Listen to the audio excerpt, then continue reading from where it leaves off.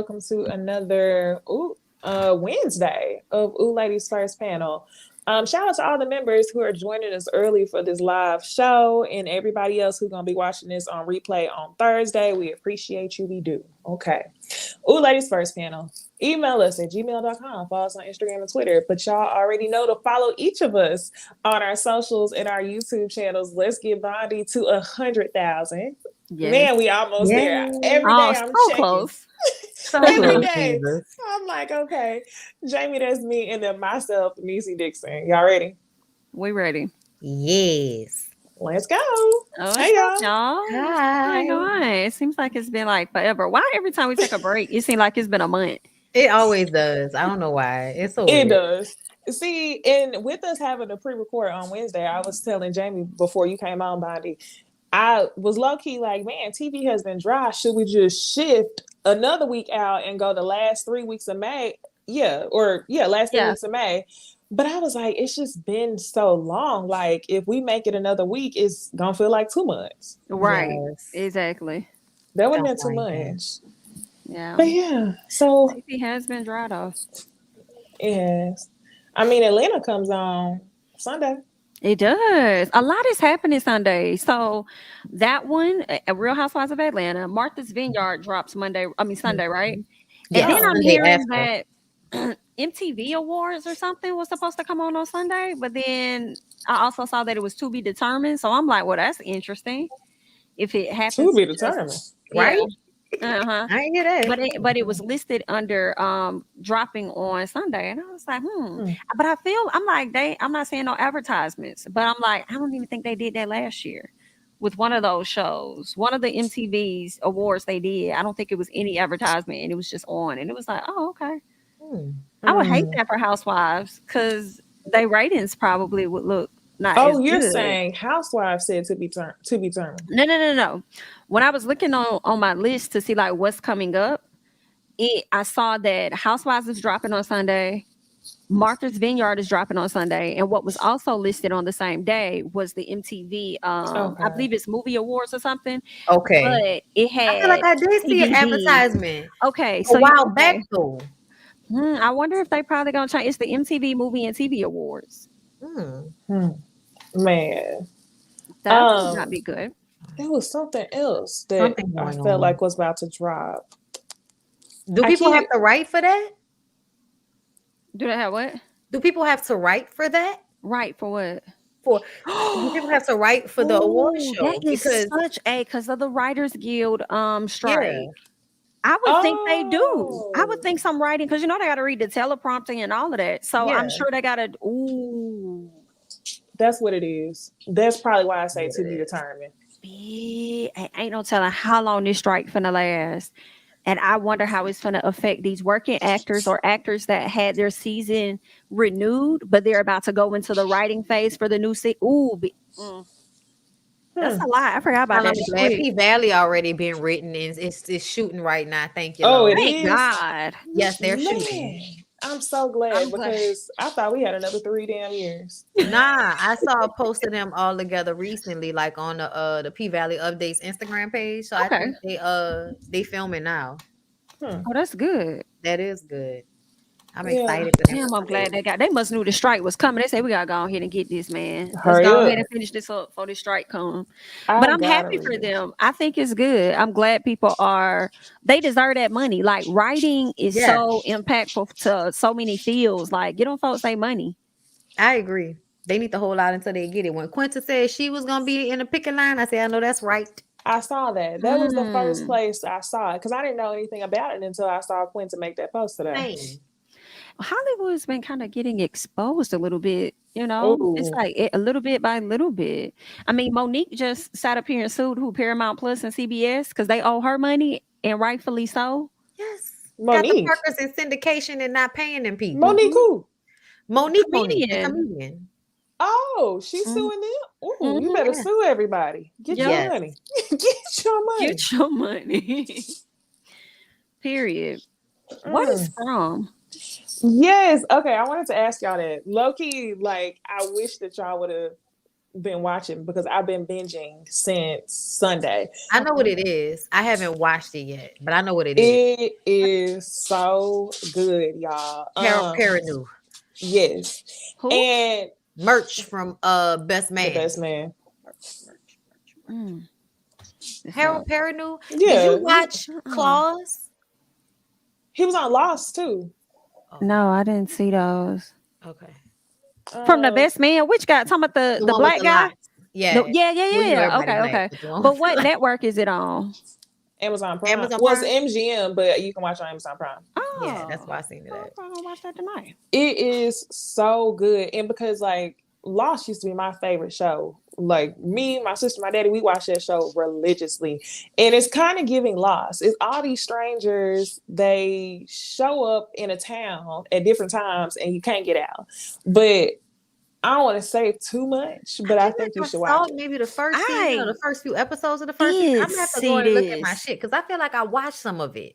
I saw this because then a bus get flipped over and somebody had to crawl inside the bus to help somebody. He had to stay at night. Like it was an RV. Yeah. Oh, yeah, RV. Yeah. I saw that was the first, I think it was the first episode or the second one.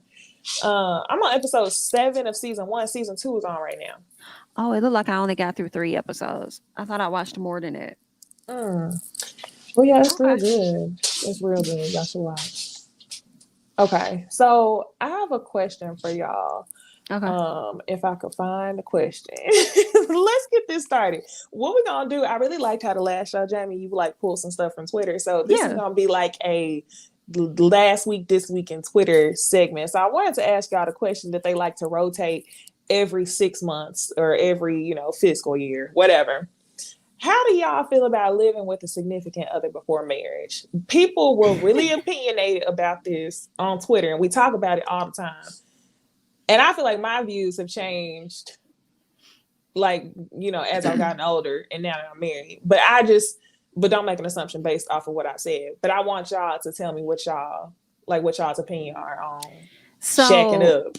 Before I got engaged, I actually was enjoying my space to myself so much that I actually thought about whenever I get married, I wanted to live in 2 different houses because I didn't think that I would want to compromise my space or anything like that, right?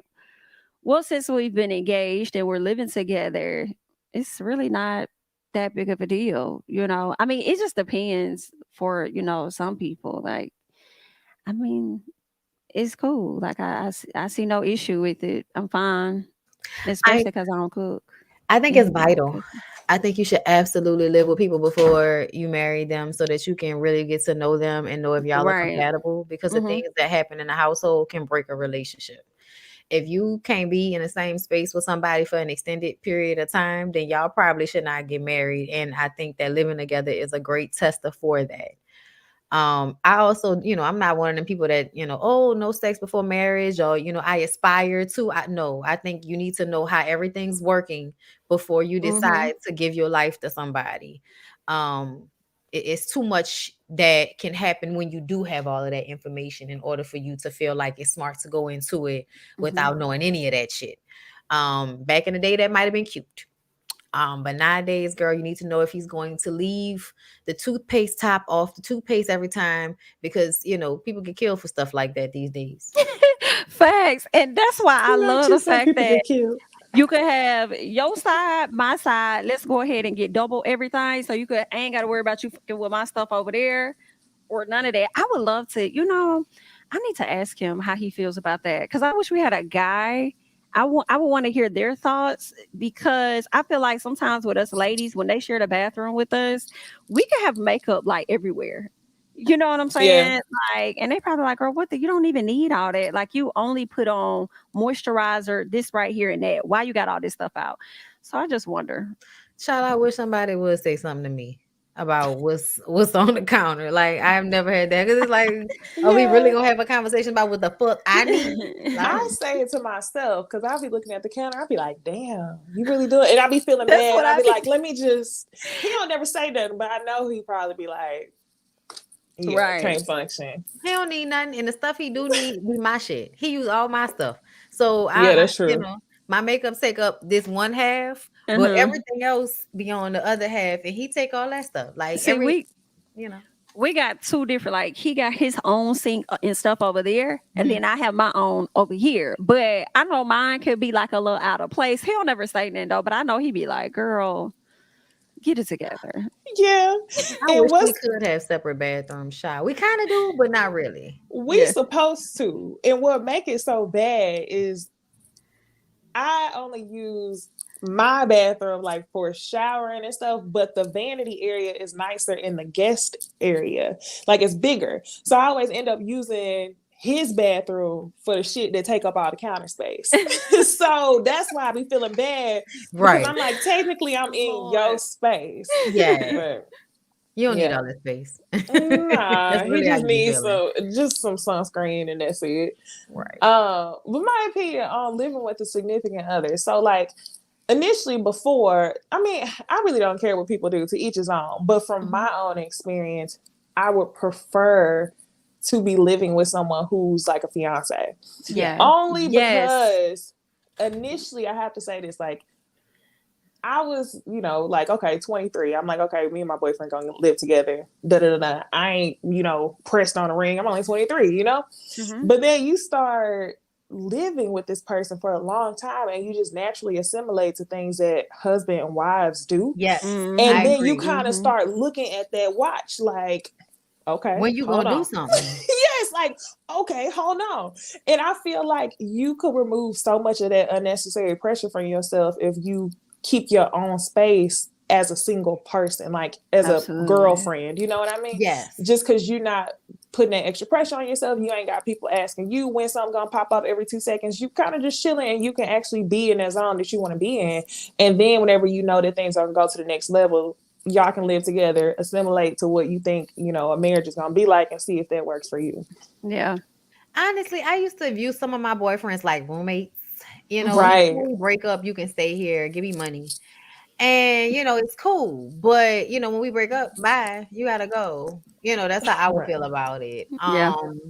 But now that I'm older, looking back, I probably wouldn't have let any of those people spend the night. Like, it's 2:00. Get up and go. I'm with you on that. Bye. Yeah. Mm-hmm. And ain't no cooking for you. Cooking for you for what? For what I'm doing that for? You better take me somewhere. Like, I would have done things a little differently. It's like, are y'all doing separate laundry too? Because that's the thing. You can't you end up doing all of that shit for them. Yeah. And it's like, why am I doing wifely duties when I'm not a wife? And that's what I want. And that's what I want. You know what I'm saying? Because essentially, some people just don't want to be married and they do like to be in long-term relationships. And that's cool too.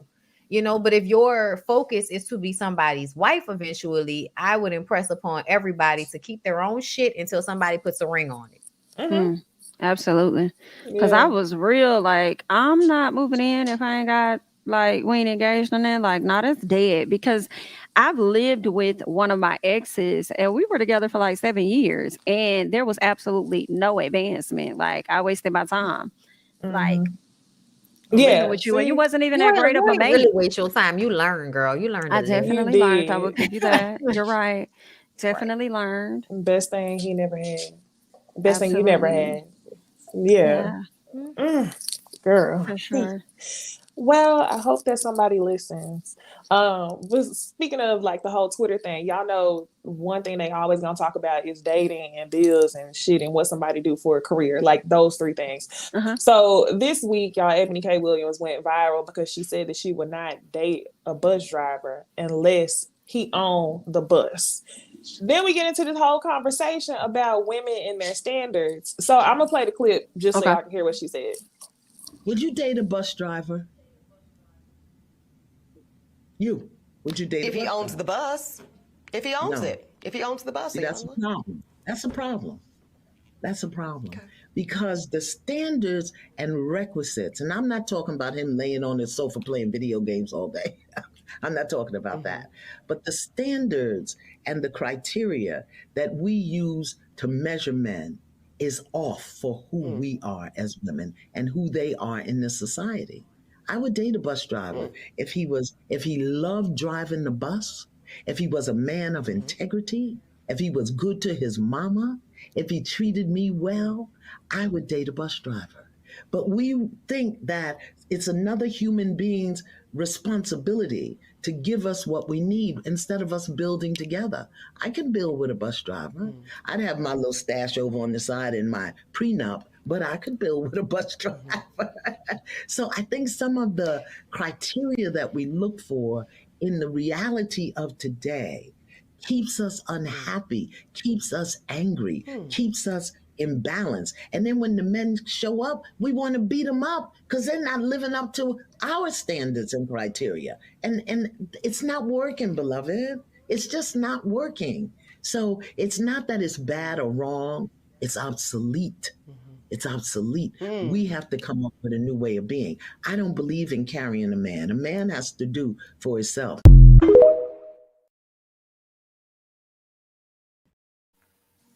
Okay. So, I want to lead and let y'all know when I saw this trending on Twitter, I was reading the replies because my first assumption was that everybody was going to go up for Ebony. Like, girl, you should do it. It's kind of the same situation like how people was talking about B. Simone, how she was saying she wouldn't date nobody if you want an entrepreneur, if you worked a 9 to 5. So I was surprised to see that majority of people was feeling away about what Ebony said and that, you know, they start pulling pictures of her with white men and talking about how, you know, successful Black women think that they're too good for Black men. And a lot of comments was like that. So I just want to see where y'all coming from because I felt like I was the minority of thought when I was looking at that thread. So number one, would y'all date the bus driver? I don't know. I don't know if I would or wouldn't date a bus driver. You know what I'm saying? Depending on how they are, their character, all of that. I mean, I don't know. Possibly, it's possible, depending on who they are. Because one thing about it, that doesn't have to be a person's only stop. You know what I'm saying? That could be a place of where they are, but it doesn't have to be where they're going to be at in the long run. But on the flip side, when I watched the video, I was going up for Eb like, fuck that shit. I don't care nothing about what Iyanla talking about. It means nothing to me. And when she was over there talking about somebody was like, just watch the full video. Yeah, I watched the full video. At the end of the day, I'm still Team Ebony on this because just because you would date the bus driver does not mean that you have to pigeonhole me or force me or her into a position where she can't date above that. And I just don't think that's fair. And then it's like, instead of you speaking to the Black man or whatever man, because that's another thing, that's another point. When Ebony had this sit down, Ebony spoke on all men. She wasn't just speaking on Black men, but Black men got offended, and that's what they zoned in on because she's a Black woman. But she said she's dated them all, so it wasn't limited to just one group of people. But at the end of the day, like, if that's what she wants to do, like, let that lady do her thing. And it's like, you coming down on Eb, but you're not asking more of the Black man. Now, granted, I understand we're all like very limited with resources just as Black people. You got more Black men that's locked up, all of that. I get that, whatever the case is, you know what I'm saying? But at the end of the day, again, the same way I said that about the bus driver, about where that doesn't have to be your only stop. Y'all as men can also rise and elevate, but you have to want to. Y'all be wanting a whole lot of a woman, but don't be trying to give a whole lot of nothing. And that's just not fair. And I'm with Ebony. And one thing about Eb, I truly believe, yes, she desires to have a man, but if she does not get one, I don't think she's going to be sad and crying and hollering about her being lonely or anything like that. I think she's going to deal with the cards and the hand that's in front of her. So it is what it is. I'm sorry. I was Team Eb. I said, girl, fuck all this shit. Y'all talking about, I don't care nothing about it. Date who you want to date, ma'am. This your life. You only got one, and you ain't gotta be. And this is another thing. Although I like Iyanla, don't be trying to sit up there and slick manipulate me. Yes. You know what I'm saying? With your soft tone and say we have a problem and you need to do this and that. And you know, it's not possible because the men don't have the credentials. Well, why the fuck is it that I had to work hard to get my credentials, but then I gotta date down? When I choose to do that, that's when I'll do that. But where I am at today, I'm not doing this. And I love it. I say eat. My problem with that is they want women to work hard, right? But once you reach the level of success, it's imperative that you kind of give back to the man, or especially the Black man. But if we just speak about men in general, you can't all of a sudden like abandon what you came from whenever you see a lot of Black men do that in general. Like, and okay, let's just step away from the topic of Black. Men in general do that when they reach a level of success. They usually want to date somebody who, well, let me not say that. That's not true. I had to pause for a second. I said, hold on. Wait, let me not say that.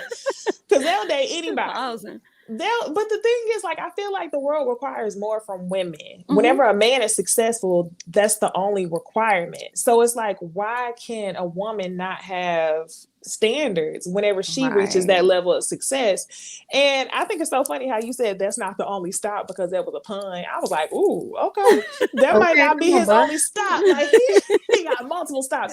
But I think that's what Ebony was saying. So whenever Ebony said if he owns the bus, keep in mind, like, you're not just gonna go from nothing to all of a sudden owning a bus. You might drive the bus first, and then ultimately you grow into a man who owns multiple buses. And I think that's what she's saying. I think she just don't want a man who's in step one, like driving a bus. That was crazy to me. And then you just made me think of something, because Iyanla growls on her head. Like, not you sitting over here talking about you'll date the bus driver, but you'll put your stash to the side. Like, girl, you don't even trust him. Said, so why are we having a conversation? Like, yeah, I'm like, why are we having this conversation? Why you ask this lady this question? From Angela said it, though. She said Iyanla is in the latter part of her life. What she needs from a man is not the same as a 20, 30, or even 40-year-old needs. Ooh, and I think that she need another woman to help her out.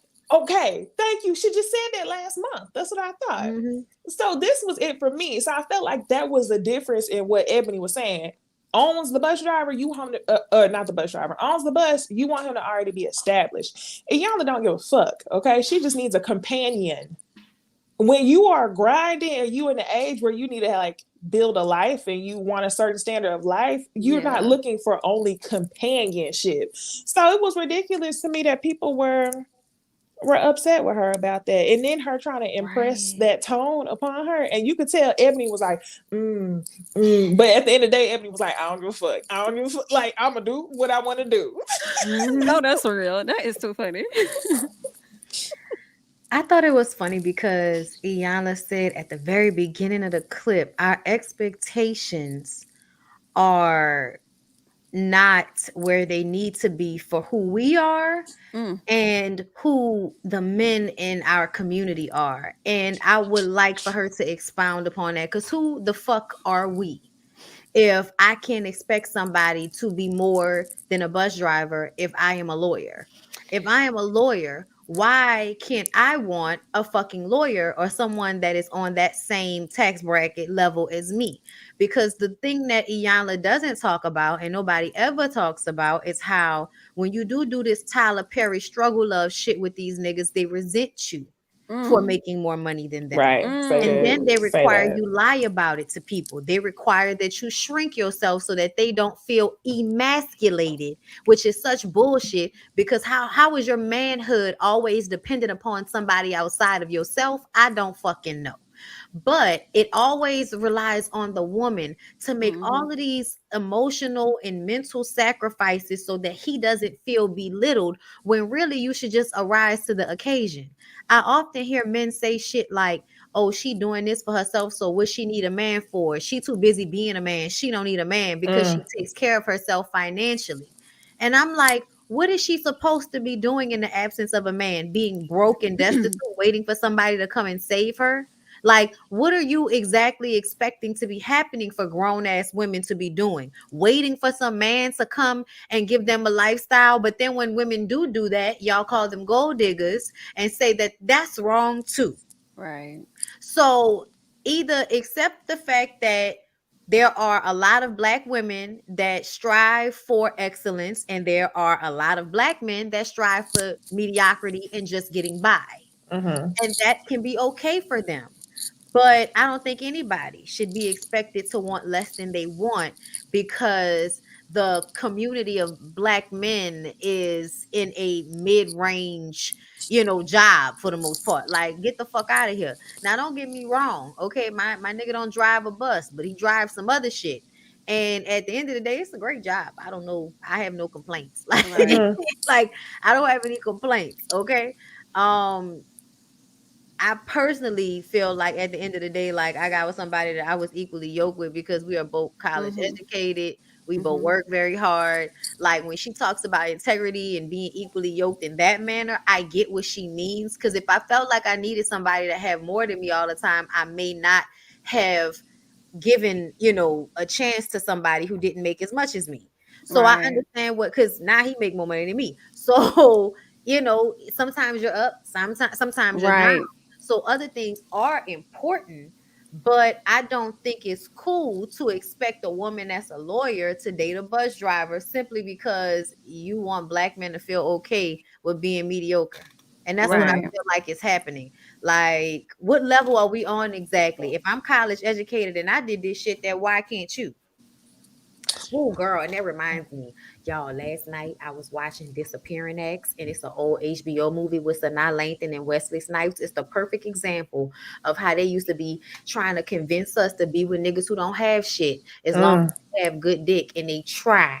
Like, it's the movies that make you fall in love with potential, because eventually the nigga might come and get it together, and then you'll have the perfect man who got it together and good dick. But at the beginning, girl, it's just gonna be a waste for good dick. That's what it's gonna be. So I'm gonna do that one, eventually at some point. But y'all should check that one out, because that definitely, I think, speaks to how we've been conditioned as black women to be ride or die. And then as soon as we want to put ourselves first, everybody want to be like, but you supposed to be ride or die. Bitch, no, I'm not. Get out of my face.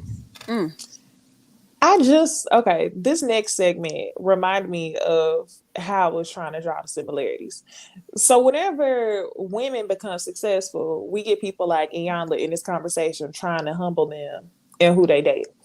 But we know, especially with the black athletes and just men in general, when they become successful, they don't try to find a mate that's financially equal, but they try to find somebody that's out of their league physically, because women's value is in physical nature, men's is in what they can do, right?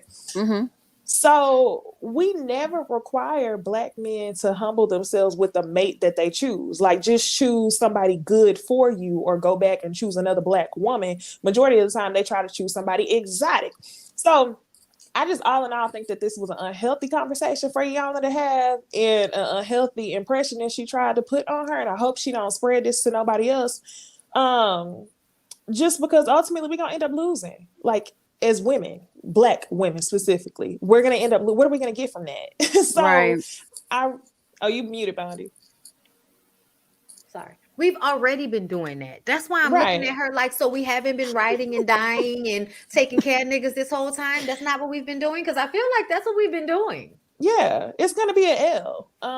For sure. We not strong. Okay, we don't want to be strong. You know what's crazy though? My mom, I feel like she has that same mindset, because Disappearing Acts was her movie. And when I tell you, I called her 30 minutes in, like, nah, ma'am, you need to explain to me why you used to like this movie like this. Okay? Because my mom is one of those very loving, saving people, but my pa was no bum. You know what I'm saying? Like, this was somebody that was exemplary at finding a way to get paper and finding a way to access and be in the right rooms and shit, all of that. So it's crazy to me that she has such a threshold of understanding for people when her standards were already very high. You see what I'm saying? Like, she would have dealt with a lot of shit, but she wasn't gonna deal with somebody that could not provide. And more than just, like, both husbands were really great providers. They may have fucked up in other areas, but excellent providers. So I be looking at her sometimes like, so like, she don't tell you, to be with somebody that's a bum or anything. But she had that same Iyanla type compassion for men, because they always see black men like somebody that the world just hasn't given the proper chance to, and they keep getting knocked back. They try and they get knocked back. So it's God's grace for some woman to come along and give them chance after chance to fuck up with her, because the world is beating them up so bad in the process. And I just feel like they forget about the portion where black women kind of go through the same racial issues that black men go through, and still somehow manage to take care of ourselves. So what's going on? I think ourselves and kids. Baby boy. And them. So I think it's the coddling, and I think that's the real issue. Because to me, whenever you tell a nigga sink or swim, they either gonna sink or swim. But you can't hold them up and tell them to sink or swim. You gotta let them motherfuckers drown or learn how to swim. And to me, that's what I feel like men really respond to in real life: sink or swim. That's why women have to have hard boundaries and expectations, because if they don't, niggas will take advantage of them not having those boundaries and expectations. They'll give as little as they can possibly give. So yeah, nah. And I think it's interesting. Like Ebony's comment was about all men, but to be real, we know that the backlash is a Black thing or community thing. Because nobody gets mad at white women for being with men that are better than Buzz. Y'all don't ask for white women to take their standards down a peg or two. Exactly. Exactly. And that's why I have to say that, because like initially the conversation wasn't specifically about Black people, but like that's where the backlash came from. And as Black women, that's what we have to address, basically. And Ebony was mad specifically at Iyanla for what she said on a Breakfast Club about women being aggressive, men in skirts or some shit like that. And I remember when she said that, and I feel like there may be some truth to that. But where I get offended is feeling like I'm tired of y'all making taking care of yourself a masculine trait, when I feel like it's an adult trait. I recently did some, how you fall down a rabbit hole, and I get into like Greek, Greek society, because a lot of the society in America comes from the Greeks. And their understanding of man versus woman, they really put women in the child seat. And so now that we're all in this society and y'all like to make anything masculine is a woman providing for herself. Like that's what Iyanla said. Men are providers, women are creators. So we're supposed to sit and meditate on finding the nigga to provide and wait for that to come to us. That's the advice because Ebony was like, listen, at the end of the day, Black women are the ones that outpace everybody in college degrees, in opening businesses and making more money.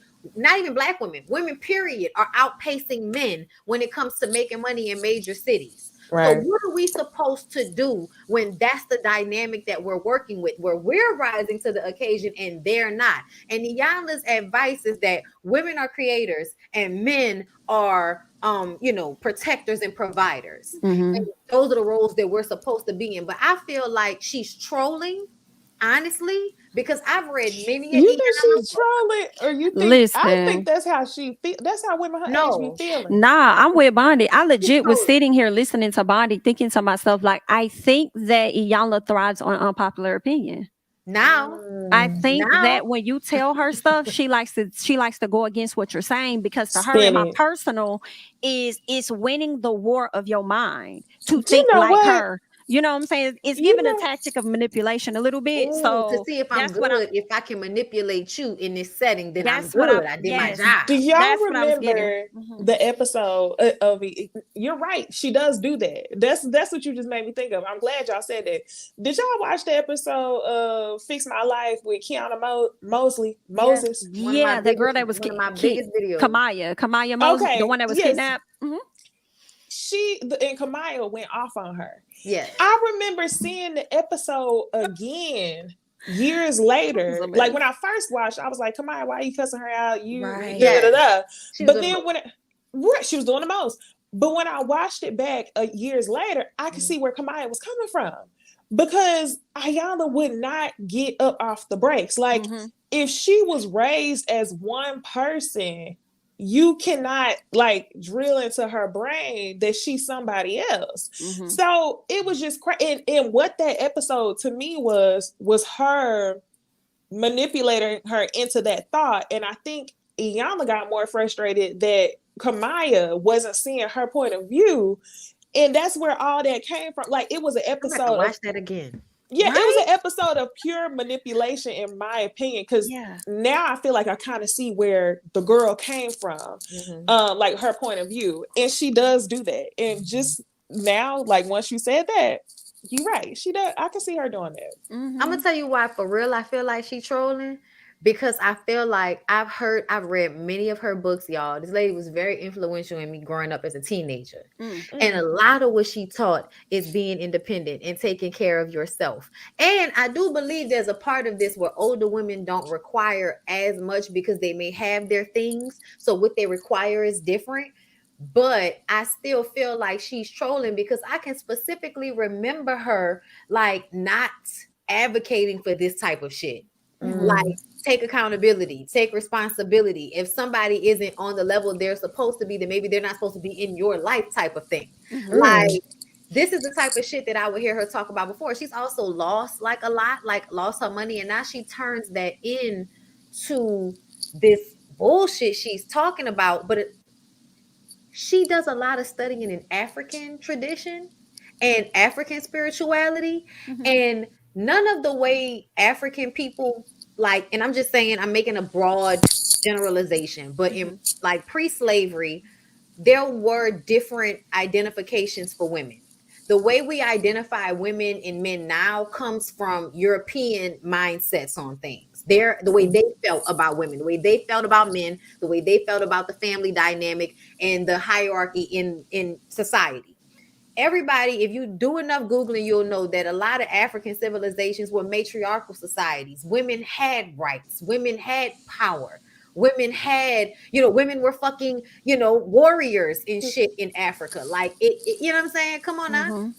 So we did not come from a society or an environment where women are expected to be less in order to be seen as a woman, because you're seen as an adult, and sometimes being an adult means having to be aggressive in certain situations, having to take care of people, having to take care of children, defend children. Like, think about in the animal kingdom, what fucking female animals have you seen not be aggressive when it comes to protecting their children? That's not a masculine trait to be aggressive or protective of your kids or oneself, but that's the way they make it seem. That is we're in survival mode a lot of the times, and that's what we really need to start calling it, survival mode. But stop acting like women are acting like men when you know for a fact that the way we categorize women now is very Eurocentric. So when she was talking, I was like, I know you full of shit, because I know you studied a lot of African spirituality, and most African like dynamics back in the day, the women were the matriarchs. They're the ones that gave people the information. So that's why I was just kind of like, I don't believe what she's saying right now. It seems like you're trolling so that whatever you have going on can pop off. Is your podcast not doing as good because you're not on television anymore? Like, I feel like it's giving that. And now I have to get on the radio and do interviews and say things that might, cause an uproar, but fit with the old bitch mindset that I might have at this point if people aren't paying attention. But I've been paying attention to the lady. So that's why I feel like I don't know what you got going on right now, but it's on some bullshit. For sure. Yeah. Well, we're gonna have to keep watching, because I'm sure another clip is gonna come out from another interview, and we'll see if she keep that same mindset. But I feel like this is a great way to transition into some bullshit, and that is Brian McKnight, y'all. One less cry, one less cry. Girl, that song just came on. I'm sorry. Girl, he need to start back at 1. Those songs meant nothing. Anytime, what do I ever? Okay, I don't know the words, but yeah. This man is trending again, y'all. I feel like, I know for a fact he was trending back in December when he first posted a picture of his stepdaughter. But, more people on the internet are now just realizing who this man is. Let me say that. Okay, so pretty much the issue is Brian McKnight was trending on Twitter. This man has 4 biological children from previous relationships, and I gotta say the kid's name: Brian Jr., Brianna, Nico, and Clyde. Now, if you go to this man's Instagram, he is only claiming his stepchildren, which are the children that he has in this new marriage.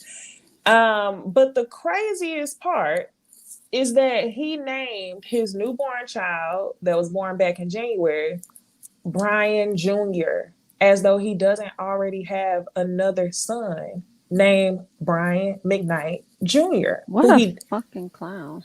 Yes, he does not acknowledge any of the 4 children from his previous relationships. Now, let me read this post so y'all see what sparked people to talk again. So this is a post from Brian McKnight. I think this post was from February. And he said, "Today we celebrate you, Jules, on your birthday. Your mom and I couldn't be prouder of you, and I couldn't ask for a better daughter than you.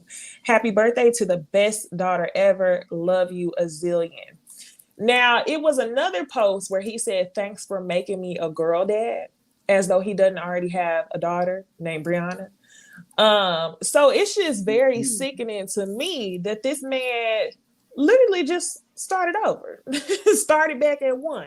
Okay, basically. Like, I am disgusted. Okay, but let me give y'all even more context to what has happened. So I saw an interview clip from him where he was mentioning how all his prior songs that he wrote before didn't have any emotion tied to him. Any song that was a love song, he never felt nothing before until he met the wife who he's with now. Like, nothing mattered before. And it was very passive in the way he said it, because you could tell that the statement he made wasn't purely just about music. It was pretty much him saying that he's never felt any love, like, truly, until he met his wife. And I can go ahead and make a broad statement and say that that's love for his children as well, because he don't claim them.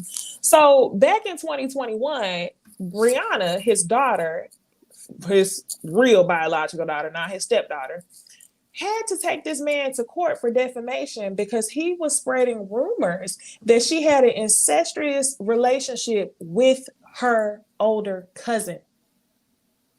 She ended up winning the case. Hold on, Brian said this about her? Yes. Yep. Brian McKnight said this about his daughter, Brianna, that part of the reason why he don't fool with them is, number one, because they ungrateful. He's never been late on a child support payment, but they feel entitled. And number two, that his daughter allegedly had an incestuous relationship with her cousin. She took him to court and won. Wow. I'm going to just tell you that I knew it was Brian McKnight's fault when he only had those children in his bio on Instagram. I was just like, oh, wow, this is you. Because I don't care how fucked up your children may be. You don't act as if they are not yours and only name kids that biologically aren't yours. Like, that's weird as hell to me. He seems like a narcissist. He seems like the type of person to pretend to be a good guy when really he's the fucking devil. Because I can't imagine in what world would a good father do any of the shit we just heard. Exactly. You know, it makes me think about Drea. When she said her wholeness is deleted, it makes me feel like he's in that space of my blackness is deleted. Yeah, that's what he's trying to do. I'm disgusted, but some part of me is not surprised because I truly feel like last year around this time, we were hearing an issue with him and one of his sons. Yes. Didn't one of his sons air him? Okay, so one of his sons did air him out. Yeah. I'm so fucking mad and disappointed. And number one, those are your kids. You absolutely disgust me. Like, why would you sit up there and name this child Brian Jr.? And if you leave anything to any of your kids, that's going to be conflict right there. Well, we know you're probably not going to leave the black kids nothing, but if Brian Jr.'s name is a beneficiary of anything, he's going to be having conflict with this fucking child. And then I feel a way about the woman because I'm like, ma'am, you didn't want to impress upon him to change this baby's name? To not do no shit like that. Like, you didn't want to, you can't make him do nothing, but did you at least impress upon him to not do that shit? No, she's all smiles, thinking that he's the great guy that he shows her to be. Meanwhile, he treats the other family like shit. And that daughter, Brianna, is not his first wife's daughter. She accepted that daughter after he cheated on her and had her. Now, see, listen, my other thing is, this is what disappoints me. I don't care what anyone says. The 90s was the shit. You hear me? However, it's crazy to see how toxic the 90s was. Absolutely. Because it be so much shit coming out. Like, they were so fools back then. Exactly. And it's like all the people that we love from back then, they truly show themselves. Like, it's disturbing and it's sad, and I really hate it for him because I really like me some Brian McKnight as far as his music. I'm trying hard to separate the music from the person. I don't know if I'm gonna be able to do it, but I'm trying because there are some songs that I love from who I thought he was. But they're gonna I'm have disappointed. We're gonna need some more wedding hits to come out. We can't Step in the Name of Love. We can't Back at One. Like, somebody dropped the wedding songs. Girl, they too busy trying to tiptoe the lines of being a rapper. Babyface is still available, everybody. Babyface is still working. He still makes great music.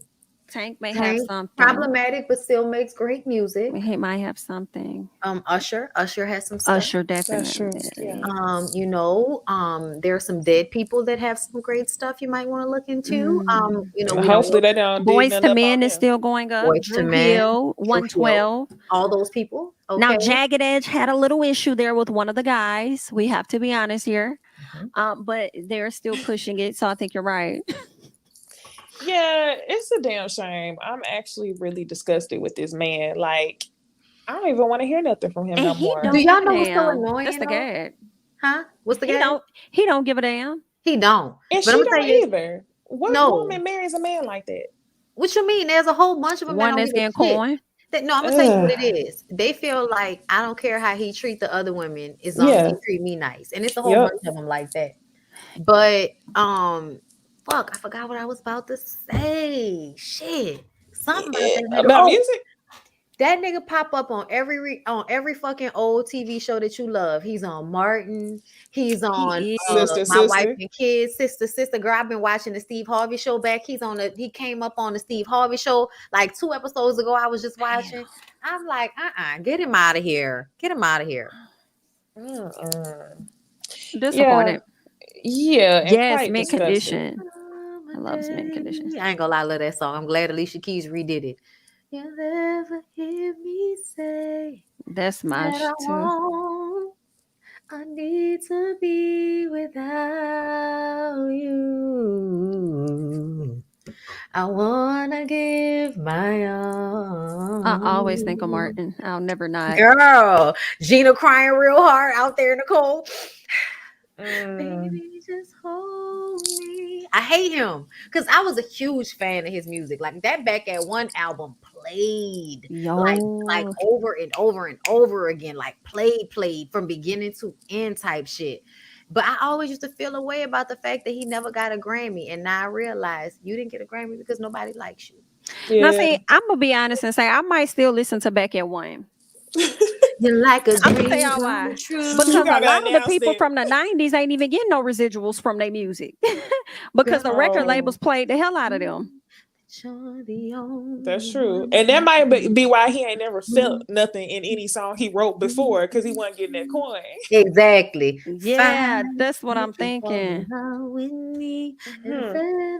One last cry. That was my shit.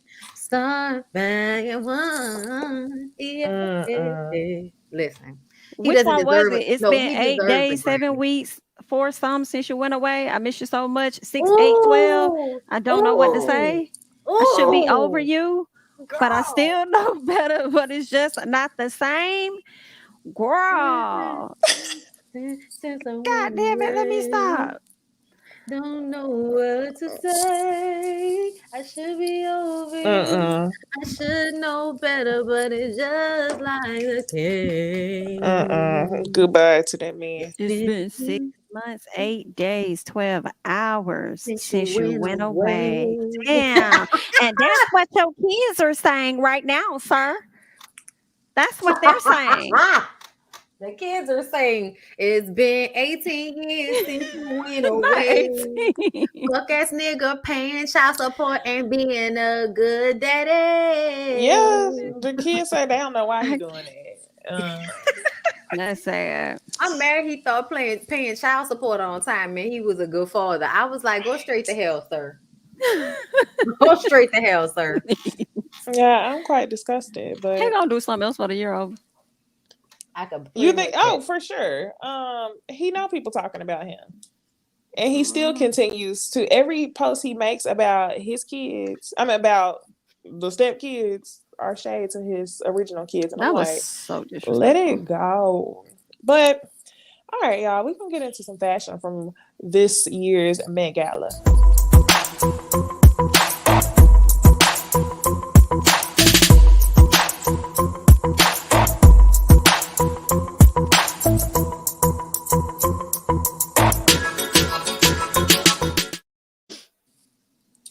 All right. Ow. Yeah. I'm gonna try to do my best with all these names. Okay. This first slide is easy. I'm good on this first slide. But it was like two people where I was like, damn, I think I know the name, but I gotta show the look. Okay. So first we're gonna start out with Yara Shahidi, Doja Cat, and Dua Lipa. Let's do a little. Now, question real quick. Are we judging them just on their styles or the overall theme of Met Gala? Actually, that's a great question. What was the overall thing? Wasn't it Karl Lagerfeld? Yeah. Both. Let's do both. Okay. Well, I do not like Yara Shahidi's look. Although she looks older and a lot of people thought she was looking super sexy and they was like, yes. For me, she gives a 90s vixen video vixen is what she gives, like a throwback video vixen. And I just really did not like it. I did not care for her hair, her makeup. I did not like the dress at all. It was nothing about it I liked. When it comes to Doja Cat, I don't know how I feel about this. Like, she was on theme for her damn self. She wasn't on theme for Karl. She came out looking like a cat.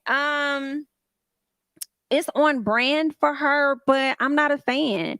And Dua is giving basic. So I feel like sometimes with basic, you could slide. And I'm going to give her a slide on this. She has an interesting dress on. It looks like those carpets not those carpets, but those blankets that have the little edges, like the throwback blankets. They be having the little, the shingles or whatever it is at the bottom. It looks like she has a blanket on, basically. And It does. And I might let her slide with that because I don't really know how to feel. I mean, really, I think everybody on this slide failed, honestly. So let me just keep it a bean. They failed. I don't like none of them. Do we know what the theme was? Karl Lagerfeld. Is that his name? Lagerfeld or Lagerfeld? Yeah, okay, that's what I thought. So what about Karl Lagerfeld was cat people? None. I don't. Let me type in cats Well, with his name. Whatchamacallit was wearing cats too. Lil Nas X had a cat look too, so it must be something significant. Oh, in honor of his beloved cat. And it was another white man that walked around with a cat costume on, and he held the cat head in his hand as he walked around.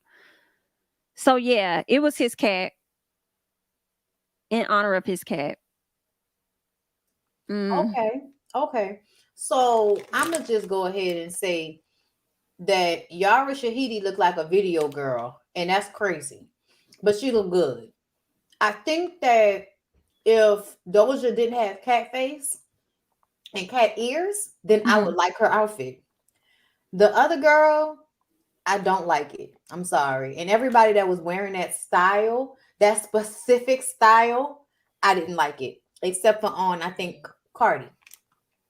But we'll continue. What specific style? You mean the corset look? No, it's the beat, like the beating around the edge, that specific fabric, like I don't know what that fabric is called, but Serena was dressed like that too. That same fabric, kind of like a suit. It looks like, I don't know what era that's from, child, but it gives rich white lady tack. It's tacky, but rich white lady tacky, We're gonna see some more, and I'm probably gonna point it out to y'all because I don't know what it's called. Okay. We are gonna see some more. For Yara's outfit, Chanel tweed. Yes, the tweed. Hate the tweed. Hate it. Tweed. Oh, Kiki was wearing tweed too, and it looked so good on Kiki. It did. I have to agree. But yeah, man, I'm trying to figure out my charging situation. But anyway, y'all, Yara, I liked her dress, but something about this look just didn't sit right with me for her. I felt like she looked, and and maybe it's just because my impression of her is like just seeing young, grownish Yara, you know? And I felt like in this, she looked much older, like the makeup aged her for some reason. Yes. Jamie, I see your face. Like the makeup aged her, and it almost made me wonder, like, damn, you're right. Like, you have been just playing Yara. Like, you're not Yara. I mean, well, you know, on the show, Zoe. You've been playing Zoe. You're Yara. So yeah, I think the dress is pretty. I just feel like it aged her a lot. Now, Doja Cat gonna do Doja Cat. She gonna come in costume. So I can respect it. I think the look was fine. And then Dua Lipa, I actually really liked Dua Lipa's dress, y'all. It was giving Princess Fiona. I really liked it. I liked how snatched the waist was and the fact that the dress had pockets. I did like it. It's always the pockets, I'm telling you.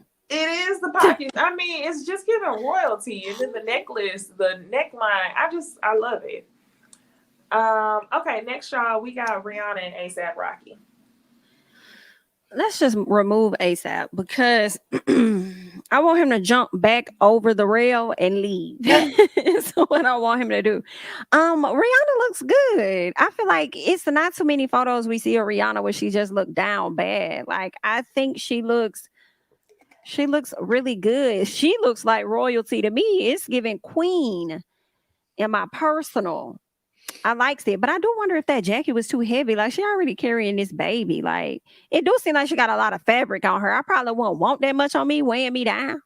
But she looked good. That's the short answer.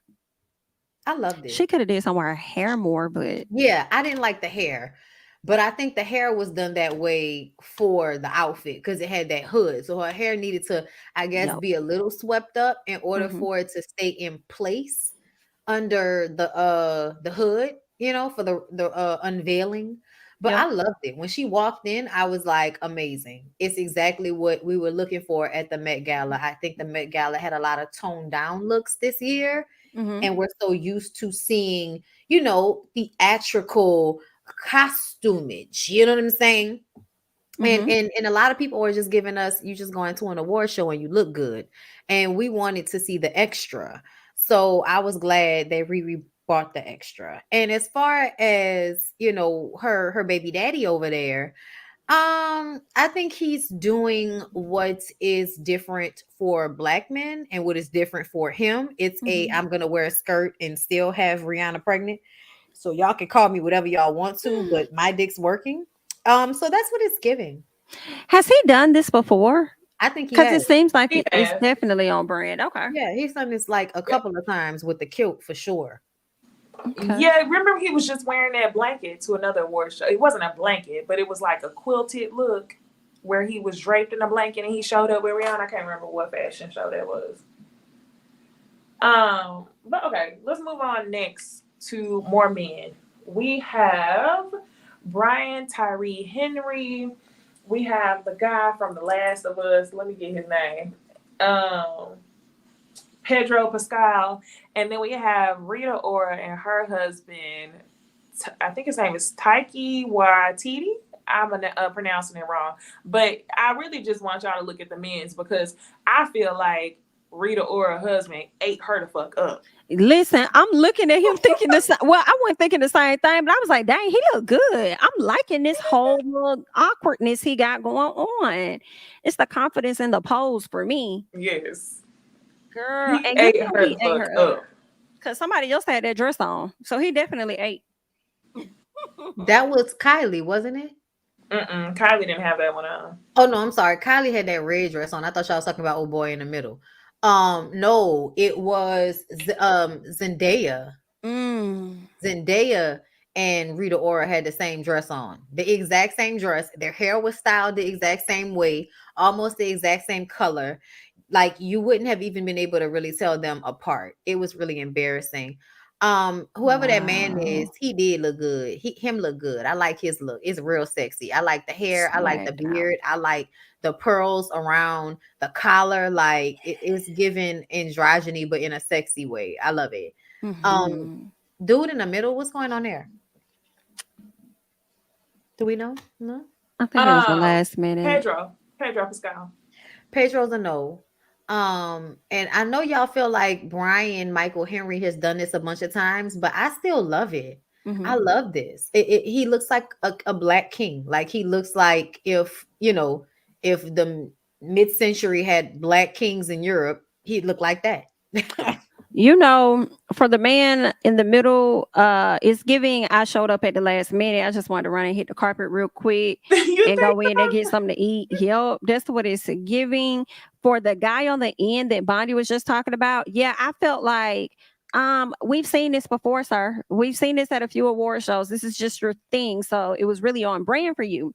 But when I saw Diddy, I was like, they don't look that much different. He didn't do so bad, actually. Yeah, we have seen the look with Brian Henry before. I feel like we just got done with one of these fashion things, and he kind of was dressed like that. And I think I said something about the taper on his pants being too wide. It looked like he fixed that because it was much wider the last go around. But I love this outfit. I think it looks great, and I love that he's stepping out and being very like artsy. Yeah. I haven't seen him in anything else recently, but he be on these red carpets. He too, honey. What else is he in? I gotta see. Yeah, I ain't seen him in nothing else. Oh, he's in Spider-Man. Okay. He's in Spider-Man. Now, Pedro, y'all, I really like his outfit. Pedro in the middle. I love the color on it. I think he's giving leg. I think the legs look good. I like the boots. I mean, I really like Pedro's outfit, and I think it might just be the color to me. It's just very bold. So yeah, I'm gonna stick beside him on that. And then for Rita or her husband, I told y'all he ate her the fuck up. He shit in every way. He looked good. Mm-hmm. Oh, and then Bondi, that picture of Zendaya was fake. You lying? Wait. Yeah, Zendaya wasn't there. Social media is getting overboard with AI. Yes, That's crazy. Why would you do that? Have y'all ever thought about just the way that I've been seeing AI trend? And I'm gonna take this off for a second because I just want to ask y'all. Mm-hmm. We've been hearing AI songs from artists be dropped. Like, have y'all heard the Rihanna AI, Beyonce AI, like music they ain't even on, right? Mm-hmm. That bothers me. Plus, we got these AI graphics, like that one picture that we was talking about of like the alt Rihanna and alt ASAP. That was AI. Yeah, I saw that. Yeah, that was AI. And now the Zendaya. Are y'all ever concerned that once everybody gets a hold of this technology, people do AI on your videos? I never thought about that, but I know that that is limitless for what they can do. And I see why that man quit Google, because it's going to get crazy out here in these streets. Mm-hmm. To me, the whole fake news thing makes that's what I don't like. I don't like how people don't understand the difference between what is a lie and what is the truth these days because of the whole fake news thing. Because I feel like when Trump started saying that, all of a sudden you can make anything that's the truth seem like a lie. Yeah. And I think the AI thing is an extension of that. And I don't like that. And I honestly feel like, you can make something look like somebody else, but you can't really recreate their talent in a live form. So that's what I'm going to bank on for a lot of artists. And, because we basically in the same boat as any artist, with the fact that we use our voices. So anybody can just get up there and talk like it's us, if you know what I'm saying. Absolutely. If they wanted to. And I don't like that at all. And at the end of the day, like, you shouldn't be able to recreate my vocal pattern and use it to make money off of it. Like, what's gonna happen, I think, is people are going to trademark their everything. Like, how you trademark your image, whatever. It's gonna get to a point where you're gonna have to trademark your likeness, like what you look like, and likely trademark your vocals. Yeah. Mm-hmm. And as soon as people want to do that, it's going to be a lot of lawsuits that's going to be flying out. And I think artists just have to push the button to figure out what that looks like in law. What does that look like with trademarking your sound and all of that? and it's gonna go up. It's definitely going to go up. It's gonna be a lot of lawsuits flying around. Because that's crazy. I don't know That's in what scary as world hell. do they think that's gonna fly. I don't know in what world you think that's gonna fly. And But it's that's not gonna flying fly. right now, though. You know, just the fact that people have even limited access to it, like people can pin crimes on people, and I feel like this can be extremely dangerous, especially to Black people, the most targeted people on the planet. You know what I'm saying? Like all kind of crimes can be pinned on these folks. So if you can do that with AI, how you think they're gonna manipulate police footage and shit? So I'm just Okay. it's a rabbit hole. It's really deep. Right. Yeah, y'all know one of my favorite shows of all time is Black Mirror. So whenever my mind automatically goes to like, okay, what's next? Like, what can they do with this? I have tons of YouTube videos that people can grab and just post stuff. Like, that's scary to me. And I really don't like it. And I do have to tell y'all this. Okay, this is off topic. I saw Kim Kardashian post a picture with North, and North had an Aaliyah graphic on. And she always got Aaliyah graphics on. She even dressed up as Aaliyah for Halloween one time. And my like pessimistic future technology mind went to, oh Lord, you better not have an Aaliyah holograph at this girl birthday party. Hologram. Just because I know that they pay for their kids to see anything. And do you remember Kanye had that hologram of her dad for her birthday? Mm-hmm. Like, I could see them doing something like that. And I pray that they don't. But when I seen her with that graphic tee on another time, like, y'all, it's just weird to me that a 7-year-old has an obsession with an artist who's no longer alive, unless the parents are provoking that. Like, I know that you like the music, but I was obsessed with Billie Holiday as a kid. So why do I think no grace? I thought North was much older. Is she was? Ain't she the same age as Blue Ivy, basically? Yeah. She's 7? She's probably looking like she's 13. Like no, she's not 7. Let me look her up. Northwest. 10? Blue Ivy's like 10, I think. She's 9. She's 9. Yeah. That little girl, I thought she was like 13 or something. I knew she wasn't that old. She wasn't puberty age yet because they was just babies a minute ago. But yeah, no, I was in love with Billie Holiday when I was young, but that was because I saw Lady Sings the Blues, and for some reason the shit kind of grabbed me, and I was listening to old ass, like she's my favorite artist growing up, and then like in high school, like for my birthday one year, one of my girlfriends brought me the like anthology disc of all of her music. Like, yeah, it's a real serious thing. Like, so I'm gonna give her a break. We gonna need somebody to do something to start protecting people's like intellectual or technology property or whatever. However, for sure. Say that. But yeah, that was just a rant. Okay, so y'all, we also had Serena Williams show up where she announced her pregnancy. She is wearing Gucci. Number 1, tell me what y'all think about. Well, number 1, congratulations. Number 2, tell me what y'all think about the outfit. No. Just no. I don't like anything that Serena does ever since that she got with the white man. No disrespect. I wanted her to be with the white man. I just don't want her to start dressing like a black woman that doesn't want to be black, or an old African lady that, tries to basically base her beauty standards on white women's beauty standards. Like they don't take care of themselves like black women take care of themselves, kind of like Condoleezza Rice. You know what I'm talking about? Like, you obviously get your hair perm, but I don't know who's doing it because the edges aren't reflecting the perm.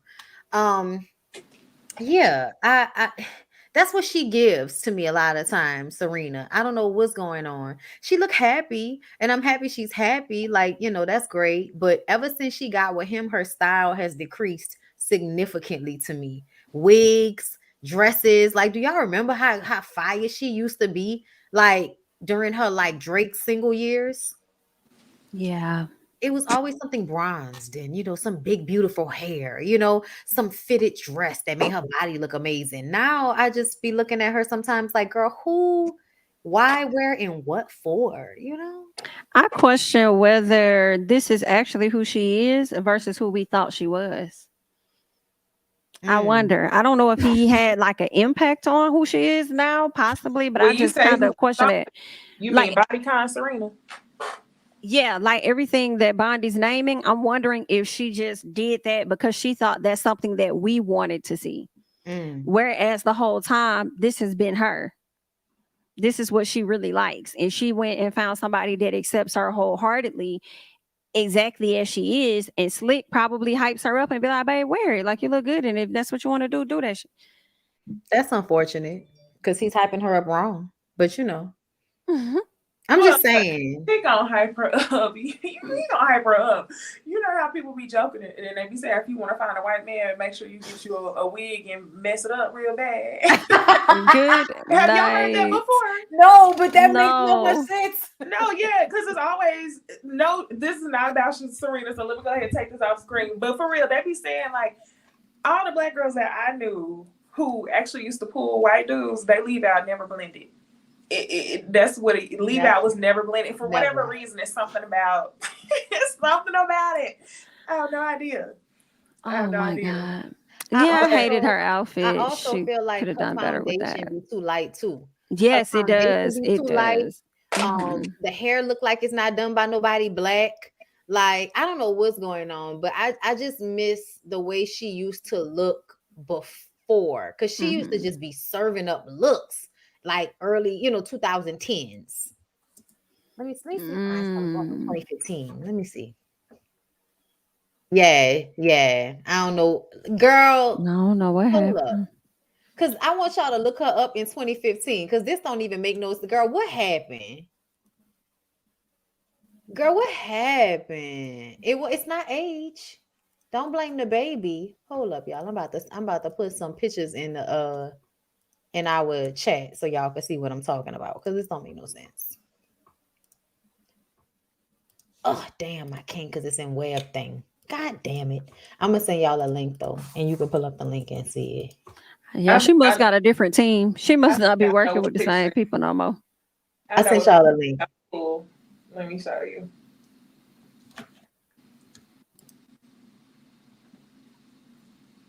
It's because white dudes don't be caring. They don't. And it feel like because they don't care, you're allowed to not care anymore. So if you never really cared, he's going to make you feel comfortable not to care. And then you're going to come out in front of black people and we're going to be like, girl, what the fuck is going on?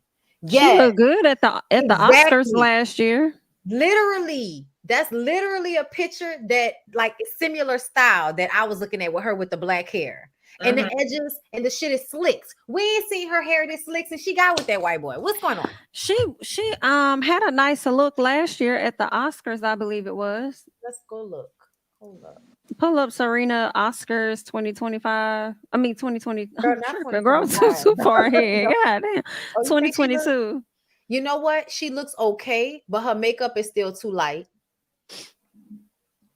The wig is still not giving what it could have gave in comparison to her 2015, 2016 type looks. Oh, okay. I remember this look, y'all. Here, I'm about to share. We talked about this. We actually reviewed that. Y'all remember? We did. I remember. We reviewed that. Here, I'm about to pull it up. Her face looked weird too. Girl, did y'all see Gabrielle Union face though? Child, what's going on? No, please don't tell me she fucked with it. I feel like she did. I'm gonna send y'all the video.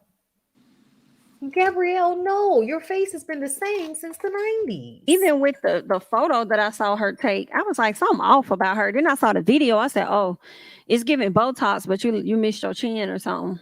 Don't you miss your chin? I'm gonna send it to y'all right now. And it's okay. Send a video while you do. I'm sending the video. I just sent it. Here. Let me see if I can find it. Okay, while I pull up that video, y'all go ahead and talk about the next round of looks. Okay, let me go back. Oh, let me do it. All right. So, first of all, Lil Nas X, no. Like, yes, because we needed extra.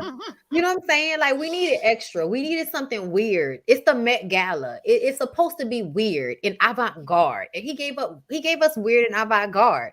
And his body is amazing. But I also feel like, I think Lil Nas X is a beautiful man. Like, his face, his lips, his body. I think he's beautiful. And so when I've seen him do looks and I felt like, oh, and then I see him do this, I'm like, yeah, we appreciate you for the extra at the Met Gala, but I would have preferred to have a ooh moment from you. And this is not giving a ooh moment. Now, Janelle. To me, I feel like Janelle is playing on all of the shit that people be talking about her. I can remember not too long ago, she was talking about not being a gender, her gender identity, whatever the fuck. She's bisexual. She got a whole bunch of shit going on with her. Y'all know the girls is out here open-minded. They don't like to be put in boxes, child, whatever. Okay. Janelle talked about that. People were in the comments talking about how don't nobody listen to her music no more. And, she, because of the way she used to dress, they would always talk about how, because she wore tuxedos and all of that type of shit, they really wasn't paying her no mind, even though Monopoly she was huh? They said she dressed like Monopoly Man. Yeah, she dressed like Monopoly Man. She was giving us all this amazing music and concepts and all this great shit. I love Janelle's music. And they weren't really paying her no mind. And recently, she started taking off her clothes. Y'all are paying attention to her. But now, y'all are acting like, it's the fall of the Black woman because she's showing off her body. And I love it. And I think it played, like, this whole costume that she did in the unveiling and everything. I think it played on what people have been saying about her. Like, oh, y'all don't want me to dress in the suits. You want me to be naked. You want me to wear a dress. You want me to look like a woman. And then you're still going to judge me for being naked. So I loved it. I love the concept. I love the look. I think her body looks amazing, which is really what makes this look. And I also felt like we were talking about how bored we were. And I think when she showed up was probably the first time I was like, all right, then give me something to look at. Shit. Listen, Janelle was giving everybody something to look at that bar when she was up there on that stage. She was up there popping that thing and stuff. She'd be my girlfriend. And I heard she is Sagittarius. Yeah, girl. We'd have a really great love affair for a few months. And listen. All right, I got Gabby. Let's see what you talk about. Okay, let's see. Black man. It feels complete. It feels like he loves every part of me, all the good, the bad, the ugly, the indifferent, the painfully average, but he loves me differently. You know what I mean? When he was talking about like how he loves when Esther does my face, he said, I love how she looks at you. I love how she sees you. And that's what it is to be loved by a Black man. He sees all of you. Okay. I don't know about all Black men, but what is it like to be loved by a I like my Black man. Black man, Black man. I don't know. Something about Gabby and Dwayne irked me. Sorry. They just, everything about them just seemed real performatory. And it does not have to do with Zaya. Let me say that. I know somebody gonna make it seem like it's a passive statement against Zaya. It doesn't have to do with that. Like even before all that, I felt like even before all that, I felt like they was real performatory. But here, I'm gonna put in 2 more looks because I didn't think we was gonna use this much time. But let me put in 2 more looks because we still gotta talk about shows and gossip. Let me say this though about Gabrielle Union and D Wade. They look like some fucking villains. Okay, they look like vampires in Beverly Hills or some shit like that at the Met Gala. But I also like their strangeness. I think she accepts the fact that he isn't your average man. He's a little androgynous himself. Right. And I think she loves that about him. And she has her very like cool bitch-like energy that a lot of people don't like. I love them. Like I know they're weird and I do feel like they might put on for people, but essentially I feel like I think they still get each other in a way that other people don't get them. Like I think they really like fuck with each other regardless of the performing for everybody's sake. Mm-hmm. Yeah. Because they're both weird, like they're both different types of Black people for the status quo. And in another reality, both of these people end up with somebody white. Like, let's just be clear. Gabrielle Union ends up with some cool ass white dude that's kind of grungy. And he ends up with some white girl that allows him to, be this weird and doesn't judge him. So the fact that they ended up with two chocolate colored Black people, I feel like they can be as weird as possible. And I would still love to see them fuck. Sometimes I question how much she really likes him. I feel like she may have in the beginning, but I just don't really be seeing it. Like I just be feeling like I'm tied up in it now. and that part, Jamie. like we're a package deal is what I was thinking of. So, we present to the people what we present to the people, but I just be wondering if she really like him like that for real. Why wouldn't she? The other thing is, I feel like they just like to go against the grain. I do believe they like to go against the grain, and I think she likes that for headlines. So I think it hypes her up even more to step on a red carpet and try to go against stereotypical norms and take like more of the masculine dress when she steps on these carpets and have him dressed as something more androgynous, like you said. They put men and women together, I have no doubt. What's so funny to me though is like, I don't know, y'all. I'm gonna tell y'all what really bothered me. I say it all the time. Specifically, what took me out is whenever he had this break baby. And I feel like they do so much performing in their lives and showing different aspects because they know people are going to talk about it. Down to before people was really talking about eating ass, she was on the blogs talking about she eat Dwayne's ass. Like, because you like that attention. You was doing all that type of stuff, but when it came to this baby, I felt like y'all did a lot of skirting around. Like, oh, it was a break baby. Now y'all discuss the baby, but y'all are putting other things on the forefront. So that's what I don't like, and that's what don't sit right with me about them. Yeah, something's off. That I just don't really see the genuineness in the relationship for real. But it's just me. You know what I'm saying? Right. Somebody. Okay. I'm sorry, y'all. Me and Lyric are having a conversation about whether I would eat his ass or not. Oh, whoa. What'd you say?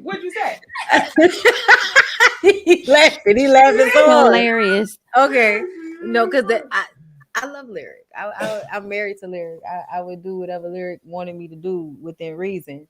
But I personally feel like I'm not trying to do that, and you haven't asked me to do that, but I'm enough of a freak to do it. Like I know you wash yourself, so I know you're clean. We have baby wipes in every bathroom in this house, so Mm-hmm. I'm not trying to do it, but I'm also kind of not trying to do it. Right. Like it's not. I'm not looking forward to it. Like, oh, I can't wait to eat your ass or anything like that. Right. Look, I hear you hollering. In the back screaming, girl. But I also feel like, nigga, let me do shit that I guess I'm open. I don't know. Oh, okay. I love you though. I know you. I don't know him. So I'm not eating his ass. But I know you. I don't know him. That's real love. Wait, ain't Summer Walker said in her song, if it ain't real, it ain't real love if you ain't ate my ass. Have you heard her say that? I have not heard her say that. She says that in Purple Hearts with Kendrick Lamar. Oh no, ma'am. I don't want that type of love. Don't put your tongue in that. I don't want that. I don't want that love. Goodness. Summer Walker gonna go to hell. That's why she with Lil Meech right now. She needs some blood for punishment. Oh, girl, and Barry sing. Super. Okay. Okay. I wanted to show y'all. We got this look, and then we're gonna talk about Diddy and Young Miami. Yes. I could not pass this up because I wanted to talk about let's get honey. I wanted to talk about Mary J. Blige. She looks so good. And then we got Kerry Washington, and then we have Michaela Cole from Chewing Gum. She got some other stuff too, but that's what I know her from. So, what y'all think about the fits? What's her name? Michaela. Mm-hmm. Yeah, I like her fit. I feel like she looks like a goddess to me. I don't like her shoes though. I hate closed toe. Oh wow, I didn't even notice them. I'm like, girl, you could have showed us a little bit of toe action, honey. But anyway, that's so funny. One foot doesn't look closed toe. Does it not? Yeah, one must be somebody the one closer to the left foot. Yeah, the left foot. Yeah, I think I see toes. No, they look like they closed to me. The gold closed toe. She cute though. Oh, they look like that because they're like, you can see the imprint of toes designed into the closed toe shoe. That's why I can see that. Oh, that's what it is. Okay. Kerry Washington gonna typically eat. It don't really matter what she got going on. Body is yes, ma'am. I thought she looked great. I like this. It looks like she has waves or something like the big waves. I think she looks really nice. I like the whole fit, like in this choker. I ain't seen nobody wear a choker in a minute, but I think she looks really good. And of course, Mary J look good. All this blue. Okay, Mary, we see you. I like it. Nice print. I think Mary did what she needed to do. That's So should have went to for some Bozarts. Somebody said her shoes are toes. Girl, what? Yeah, her shoes are toes. They are. why you laughing? Okay. Son. I don't like her shoes neither. We just gonna leave it at that. Whether they're toe shoes, two show, like I don't know what's going on. But she does look like a mermaid. She like an African mermaid, and I love it. Like she just came That's out a the good water, one. like an African mermaid princess or some shit like that. She looks Yeah. beautiful. Carrie, I love Carrie's look. I like honestly, I would wear Carrie's look. Like I would wear that, like without a doubt. I love it, head to toe. She ate. Mary, what is going on in this dancery? Because you look like the curtains. I don't like it, Necey. It's too matchy. It's too matchy. And I don't like the hair neither. I don't know. What is there a ribbon in your hair? Why is there a fucking ribbon in your hair, Mary? What's going on? If the hair were different, I might feel different about the look, but it's too matchy. And I also feel like it's too on par for what Mary does every time. And it's the Met Gala. I would like for you to do something that's not your average everyday concert look, because it's how you be at your concerts, bitch. Like it's the Met Gala. Do something else. But you know, Mary always looked good because she just looked good. Right. And that's what I was hyped about. But because she look good, she beautiful. She looks. You know why? Because for so many years we got to see coked out Mary sweating every time we saw her, and now she together and clean and just always look good. So we always so grateful for it. But I'm tired, Mary. We're gonna have to talk about some of these tacky looks that you come through with that we give you a break on because you look so good. Like no. Get this sofa out of my face. Not sofa. Okay. All right. So now, y'all, we're gonna get into Diddy and Young Miami. His mama reincarnated. Yes, ma'am. I have to say, I love Young Miami's look. I saw a lot of people try to do the pearls. Lizzo did the pearls, which I was not a fan of the way she did it. But I really like the way that Young Miami did it. I think she looked good. It's giving elegant. I like it, especially with that big fur thing around her. Diddy, I really didn't even pay no attention to this man. He's just wearing all black. And this was the only picture, because I know we was talking about, Bonnie, you said you hardly see Young Miami smile. She was smiling in this picture. So I was like, okay, I gotta post this one. Thank you, because she don't smile in no other pictures. I think she was happy to be there, but I don't think she happy. I don't care what she talking about. The fact that the vampire was able to pull you back into his fucking lair, just makes me feel sad for you. We about to go through another cycle, but girl, we understand. It's okay.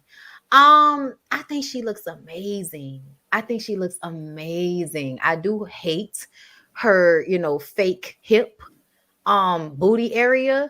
I wish that, sometimes I wish the girls would have left their bodies alone, because when people be trying to dress them for these occasions, regular bodies look better to me.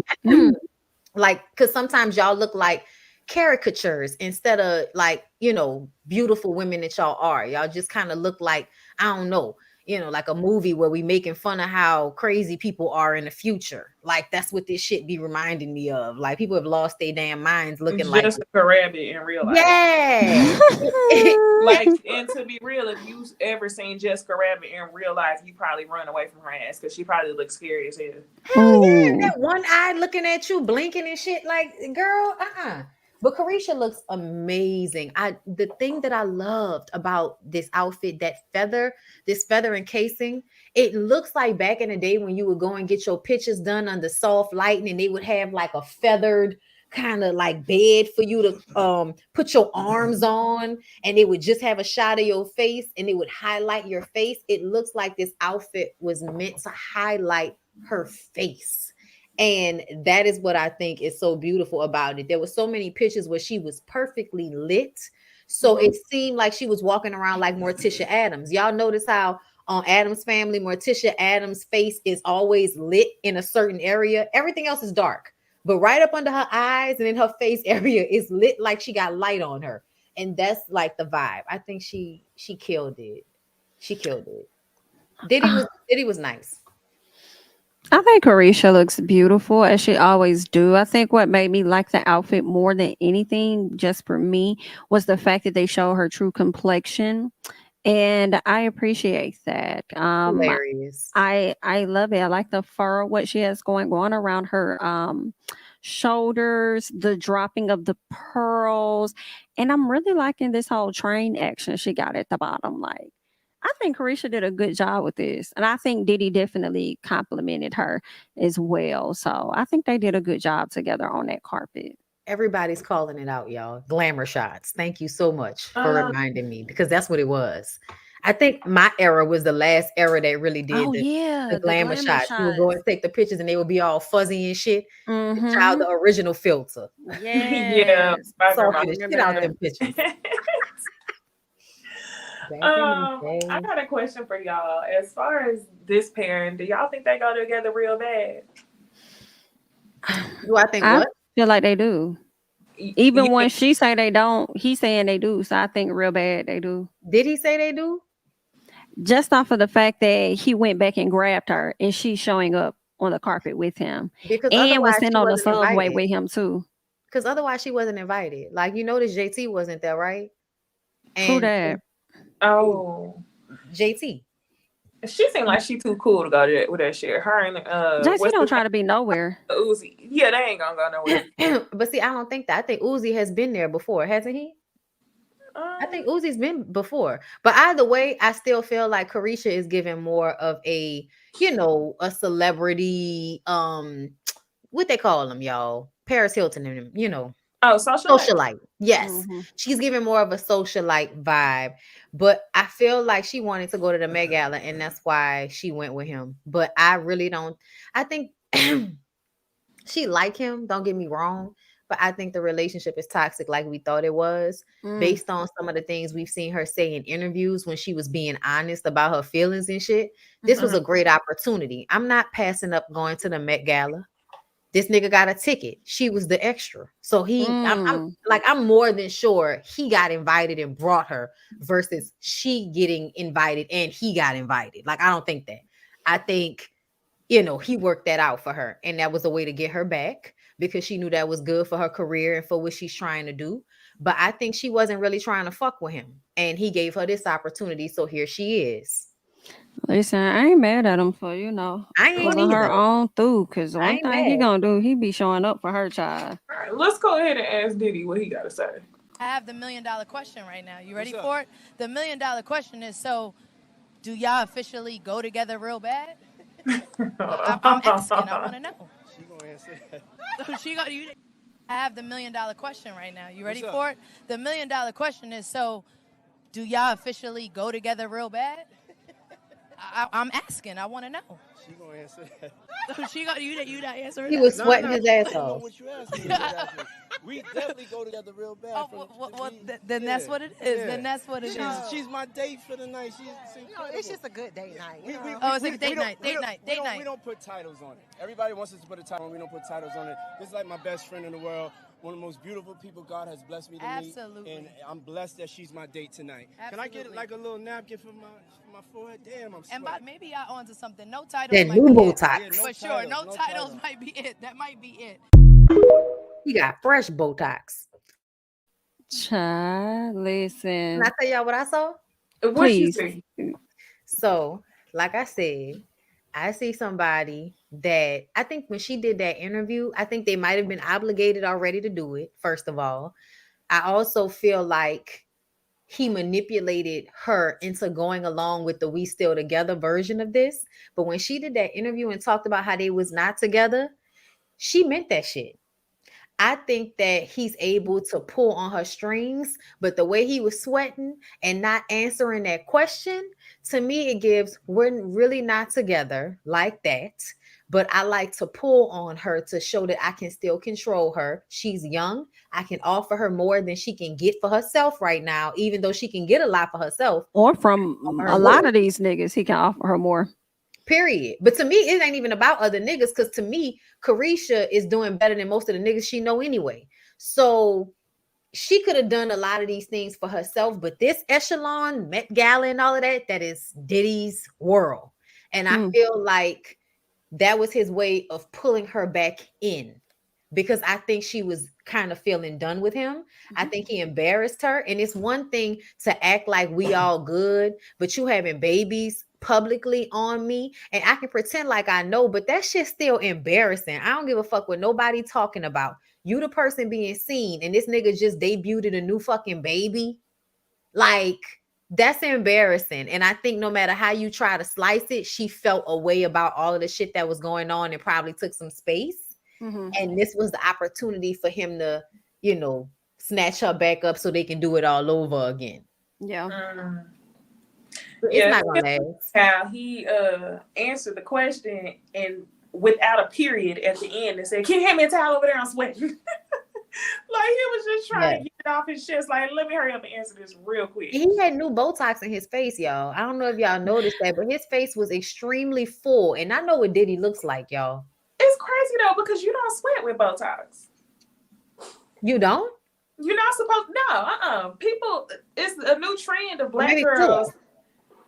Is it filler? It's probably filler. It might be filler, but it's a new trend of black girls getting Botox around their hairline, so your edges won't sweat out. You know, I want to get it so my underarms don't sweat. I actually went and got like the prescription secrets, you know, deodorant, and that has seemed to work. I haven't been sweating like that since I started using that one. But I still wanted to go and get that Botox, girl, because the sweating under the lights, like I don't sweat as much when I'm working out under my arms as I do once I sit down to do a video under the light. I don't know what that's about. That direct, yeah. Well, Jamie, you got any other thoughts about the two? I don't have no thoughts. I wish them the best. I think they're gonna continue this roller coaster ride for the rest of the year. I mean, it did give me the energy of Miami being done with him, kind of pissed off as I saw her response. Because when he was like, "Yeah, we go together real bad," she was like, "I mean, it's just a nice little date night. It's giving like I don't f with you right now, and you know that, and you owe me X, Y, Z, and Z, and Z, and you're gonna have to pay me back in this type of way." The little rock she was doing, absolutely, it's not. Listen, I don't know. It's giving. She slick run him a little bit. You think so? That's how I was giving. Like, we might be thinking Diddy in charge, but Miami could be calling the shots. I'm gonna say, as a younger woman, I think that she knows how to say "fuck that nigga" and pull her energy away. But I also feel like Diddy is old school with this shit.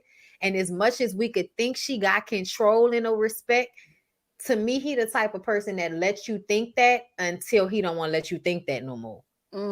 And he move on to the next one, because he's still, in essence, Diddy. And she Carisha, but Cassie was Cassie, and still Diddy is Diddy. So, you know, there's a level to this where I feel like she has her moments to run it, but it's the moments he wants her to have. He lets her have. Damn. Like that. Well, you know, that kind of just made me think about the Scotts. So I think it's time to get into TV talk. Okay.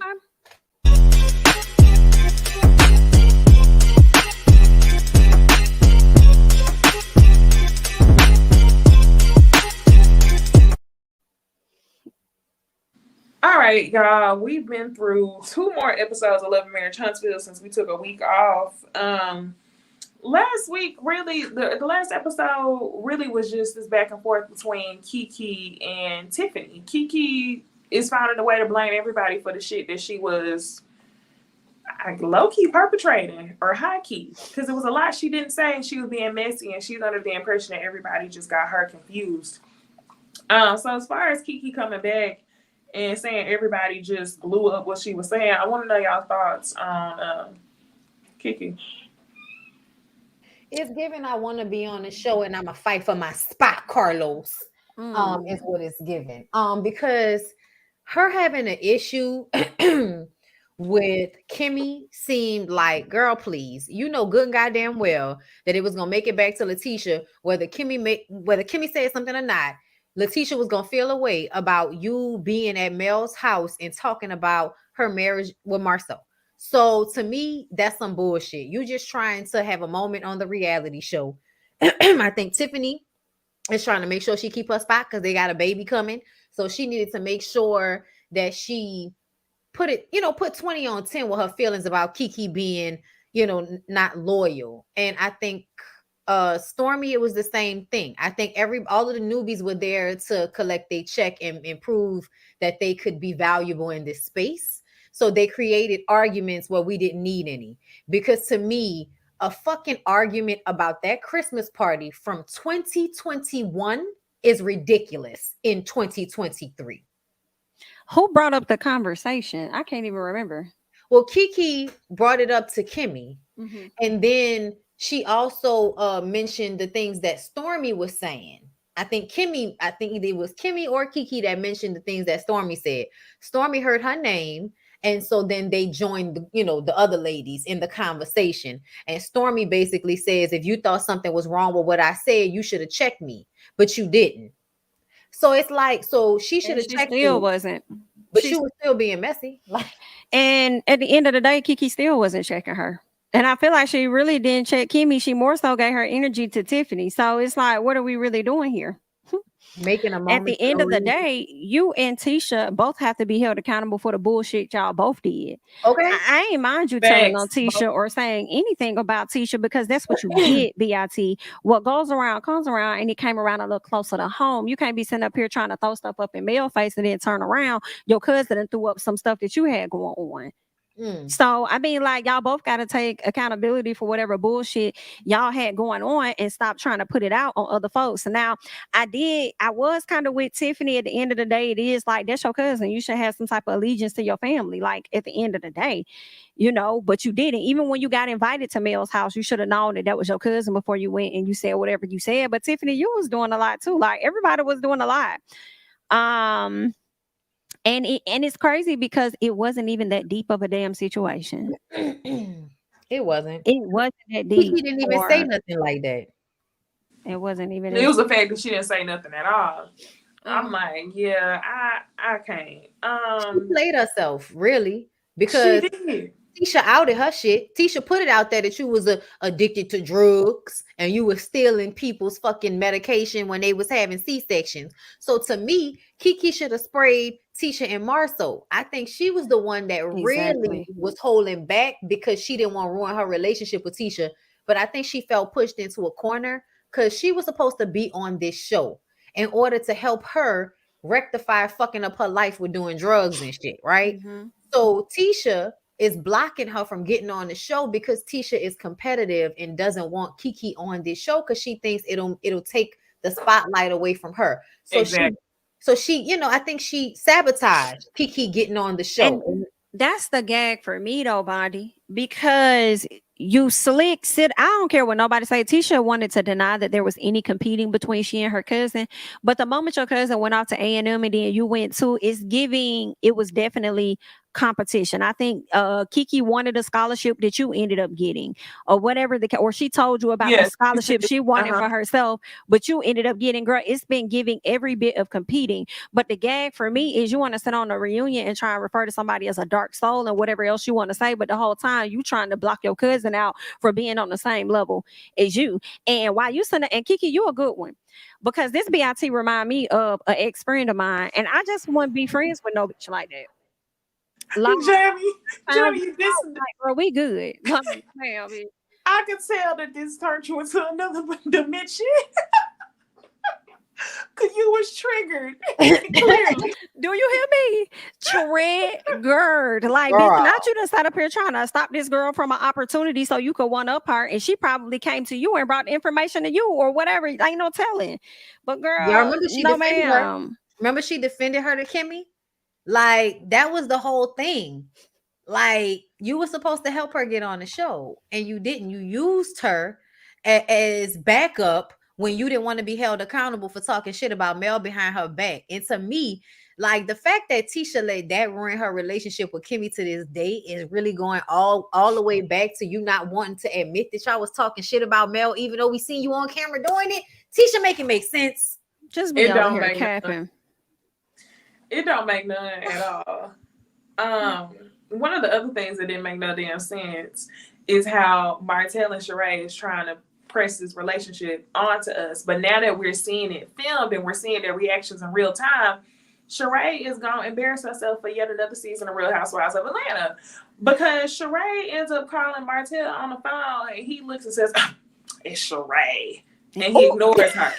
He was clearly annoyed. He was. It's Sheree. She knows I'm hanging out with her. Yeah. Meanwhile, it looks like Sheree's whole season of Atlanta is gonna be about Martell.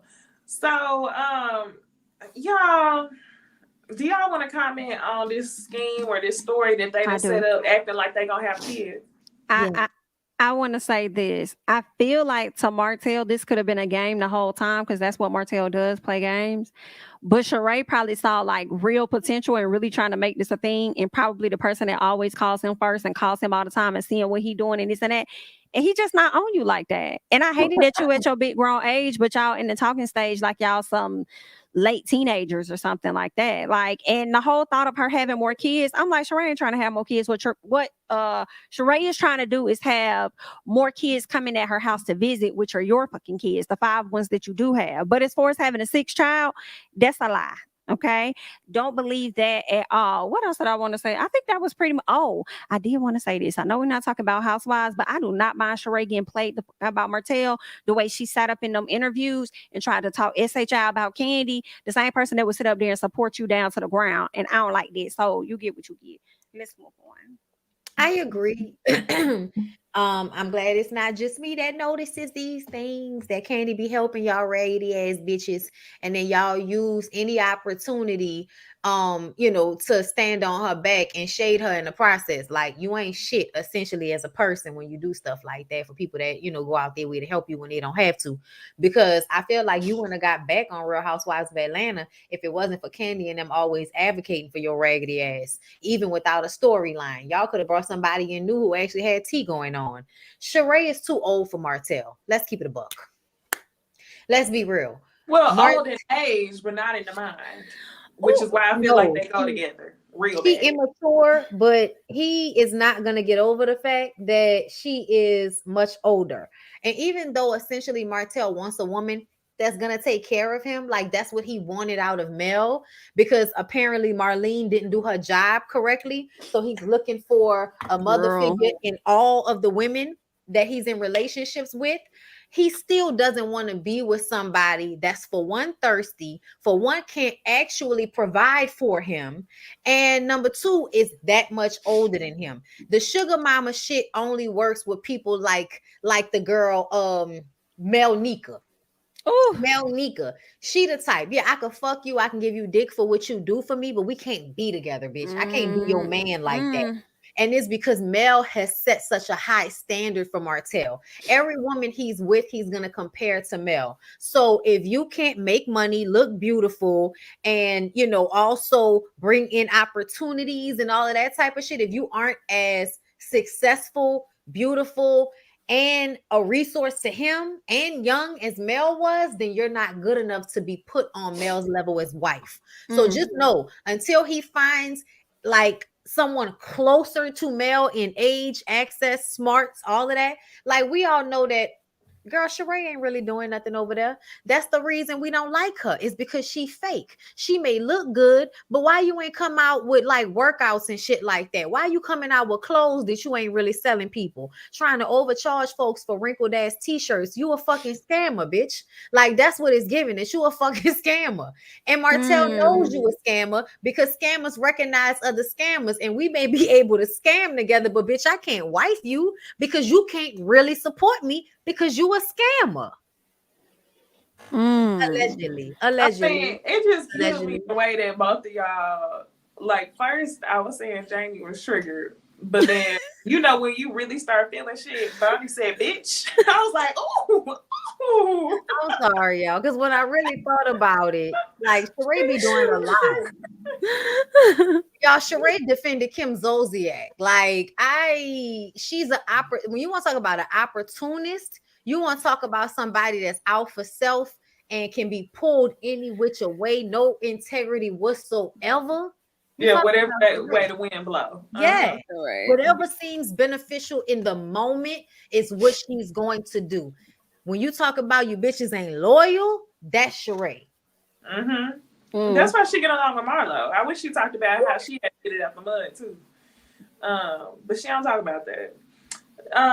So next thing I want to talk to y'all about from I almost said Married at First Sight. Love Marriage Huntsville is Kimmy, Tisha, and Mel meeting up and trying to keep it cute. Low key, I said in my review, I personally feel like Tisha is enjoying this cordial, fake friend, fake nice more than Mel. I think that Mel is doing a really good job to where you can tell that it's fake. You can tell that she's literally being the definition of cordial. Thank you for inviting me. Having a great day. Tisha is doing a little bit more. I think that Tisha is low-key hopeful that they can forge some type of friendship. I don't even know if I'm going to call it a friendship. But I think that she wants to get along with Mel while also wanting to be the lead on the show. That's what this episode looked like to me. And I'm getting too far ahead. But whenever we seen the scene, number one, it was two things that made me think about it. Number one was the fact that you also threw Kimmy a party after Mel already threw her a party, right? It was almost like you had to redo it and put your name on the stamp and have the last word as far as celebrating Kimmy. So that was one. Number two for me was that y'all did the same comeback group presentation that we saw a long time ago. And is this when the tides turn on the show and all of a sudden this boss chick that your husband is working hard to set you up for on the show is who you think that you're going to present to us. And then you'll end up becoming the male of the show. I might be reaching, but that's just how I feel. So I feel like it would be easier for Tisha to get to that if her and Mel are not at odds. So that's why I feel like she's enjoying this cordialness and she's really getting along with the get along. But that's just my opinion. I think she want to be that girl on the show. And I think this is just an easier way for her to do it. So as far as the sit down, and y'all can comment on that too. Let me know what y'all thought about the sit down. I didn't see no cordial in Tisha. You didn't? You didn't see No, you didn't see her attitude? She hugged her when she came in. You see her too when she was sitting down? I still don't. I think the attitude came from Kimmy saying, what can we do to get y'all back right? And I think she rolled her eyes because she didn't want to get into a conversation of what she's done wrong.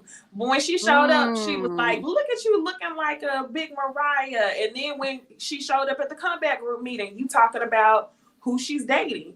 Then whenever she was on the phone with Kimmy, you said, can I speak to her? So what I'm seeing is a lot of like, Mel is being cordial and Tisha's just moving an inch just a little bit further by making an unnecessary comment that's on the verge of friendly and not necessarily cordial. Gotcha. I mean, you might have a point with that. I was just more so focused on that sit down with the three ladies because Tisha was welcoming and then her attitude just went sour. And I was like, what the fuck is wrong with you?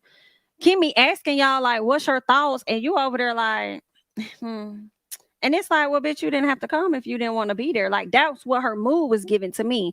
Now, as the episode went on, I mean, she definitely got a bit more nicer. And I think that that's where your point definitely comes in. She wants to be on a better accord with Mel. And I didn't even think about that point of, oh, she wants to be that girl of the show. Because you could be right on that. But I definitely got it as, for me, it was giving, she needs something from Mel. Right. So that's why she's showing up in a different way. So for me, I was thinking, oh, she wants this expo to move forward versus she want to be that girl of the show. I ain't think about that one, but you could definitely have a point. But I know it definitely boils down to her being nicer now because she wants something. And that something could be to keep that check because Carlos definitely got them together. Or it could be that she want to be in charge of the girls. And they've been setting us up for that since last season. Like her and Marceau, even with the ties, it won't happen. Of all of a sudden, you can tell that your wife should be a partner, or all of a sudden we know that Tisha's the owner of the company. Like, I feel like this is a setup. This is a scheme to basically erase her of being seen as like, you dumb, ignorant, you the naive. doormats. Yes, You're the doormat. so This right. is a scheme to rebrand Tisha. Well, I told y'all that last season when he was bringing her the coffee at the beginning of the season. I said, "Oh, nah, he bringing you coffee." When all of the other seasons, he was just the assistant that was aggravating him when he was having meetings with people. And now he won't recognize his faults and bring his raggedy ass daddy, who I don't even believe is his daddy, onto the damn show. Now you want to bring this man on, and then now you want to recognize your fault. Like, I mean, that's a good observation there, Necey, because it's definitely to change the image of what we've seen of her. I keep saying I don't believe nothing about Marceau and Tisha's storyline. So before I start commentary on it, I always say I want to preface this with telling y'all I don't believe nothing that Tisha and Marceau say because they lie like rugs. Okay. The thing that made me know that Necey is right about Tisha trying to become the it girl is when she said that she, Mel, and Kimmy are the original, three women, and they're, kind of the leads. Okay. And because they're the original three and the leads of the comeback group and of the show, they should all come together. I think it's both things, Jamie. I think she is trying to use Mel because she was trying to use Mel for the Expo because she can't pronounce X. And it aggravates me to no end. Bitch, Expo event. What is going on? Expo. The Expo. It was multiple times. You know why she upsets me? Because I feel like we're all telling you, Tisha, that we don't believe what you're giving us. Whenever you try to read somebody, whenever you try to act like you know what you're talking about, whenever you try to assert yourself, we can read that it's bullshit, that you don't believe it. And so when you do it, it makes us feel uncomfortable. When she was giving her PowerPoint, we like, girl, we don't believe it. Because how you got 3 degrees or however many you got, but you're giving a presentation with your back to the audience. I said, girl, and we learned that off of it. High school. What you doing, girl? College. Verbatim, reading verbatim. Another reason why I'm like, okay, I know you want to be that girl. I think she wants to move into the position of I orchestrate the events. I orchestrate the group coming together, and I want to be the nucleus. Me and Mel can get along, but I'll invite you to what I got going on. Whereas that's what we saw at the beginning. But I know that for a fact because when she sat down with Kimmy mentioned how all 3 of them is the reason why the group is together, yada, yada, yada. And that the group wouldn't be what it was without one of them being, without one of them, right? Then when it came down to the Black Business Expo presentation, Kimmy was saying to Tisha, you can't be asking somebody to do something for free when they're on a different level. And she was referencing Mel being on a different level than them as far as her following. Tisha was triggered and said, but we're all on a different level. Definitely was triggered. Yeah, no, since you got on the show, yes, but y'all are not on the same level as Mel. Tisha, as much as people defend you and fight for you on this show, you do not have a fan base. Like, not the way Mel has a fan base. The reason why Mel's businesses do so well is because she has a strong fan base. For all of the women that have been in fucked up relationships, for all of the young women in their 30s now that don't want to be forced to be in marriages where they are unhappy simply because they've had a whole bunch of kids with a nigga, or simply because he's so fine and we should be so lucky. Her continuing to be successful after their marriage is a sign to all women that you can do this too. And everybody hates her for it that wants to stay in their current bullshit space. So for Tisha to even come up to us with this, it's like, girl, you don't even believe in yourself enough for us to take you seriously in this role. And Marceau doesn't take you seriously in this role either. You don't even command shit in your household. You had to the way she sat and explained to this nigga about him giving her office away, and homeboy came in for 5 minutes and made the point, and all of a sudden, ding, Thank you. And that's the same thing they did with the damn dad. And this is where I have to go back to Necey's point and give her credit, because I'm as we're talking more about this show, I'm seeing more and more clear of what the hell you're saying, because it's not just Tisha trying to be the girl. It's on it's all of them trying to put Tisha and Marceau in the spot that Melody and Martell were when they first started this show. The problem, though, yes, the so problem, I see though, you.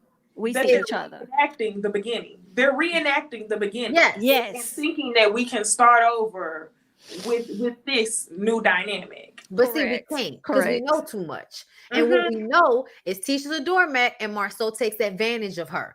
And we're even now starting to point out shit about Maurice and Kimmy that we weren't seeing before.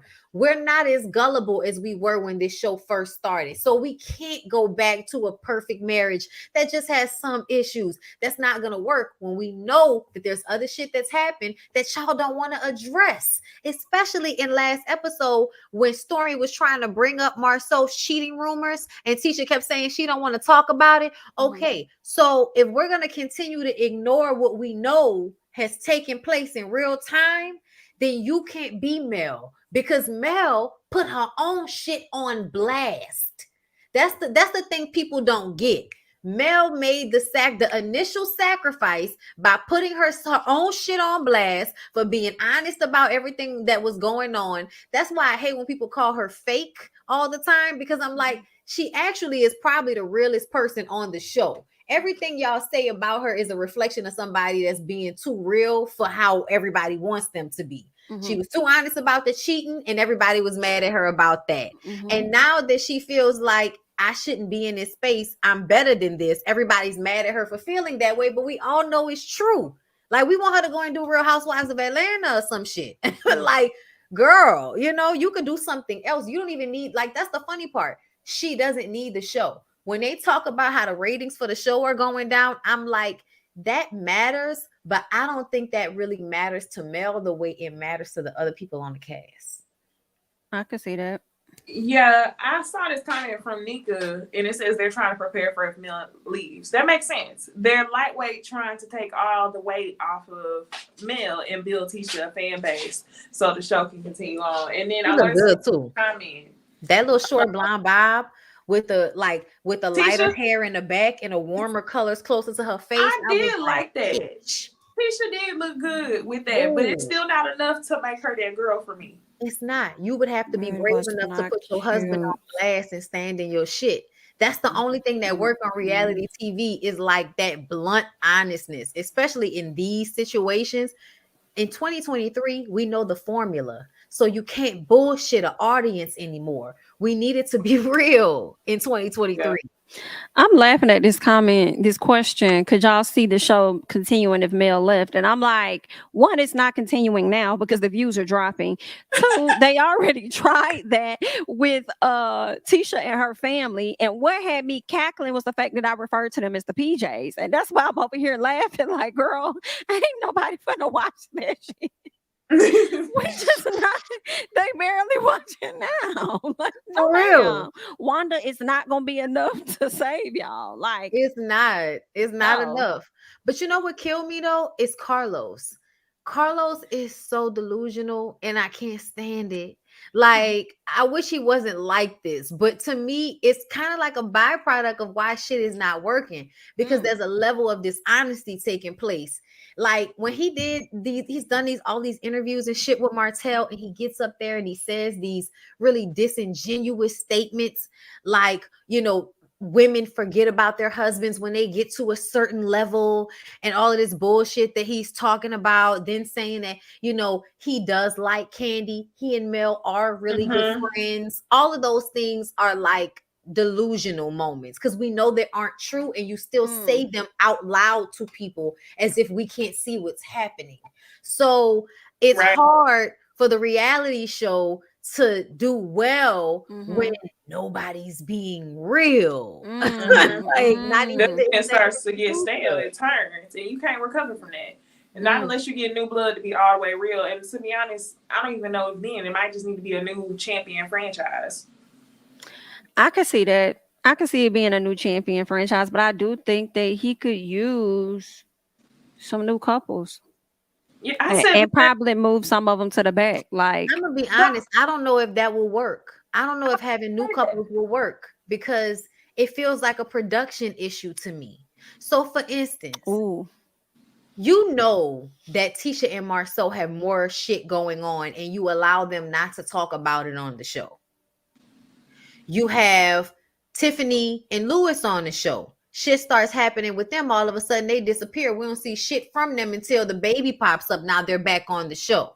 So when shit was actually going on that would have been entertainment, you allowed people to step back because y'all crack under the pressure of shit being too ghetto. When really everybody that was making those complaints was full of shit. Wanda was doing too much. The show was not ghetto. It was never Love and Hip Hop. Like, y'all can say what y'all want to say, but until Wanda came into the picture, it was never Love and Hip Hop, meaning there were no physical altercations like that. Okay, until Wanda came in the picture. Once y'all scooted Wanda to the side, that wasn't really an issue anymore. But I feel like now, because of how messy the show is, y'all are trying too hard to fix it, and in essence, taking away what gives reality shows their real value. The reality of the situation.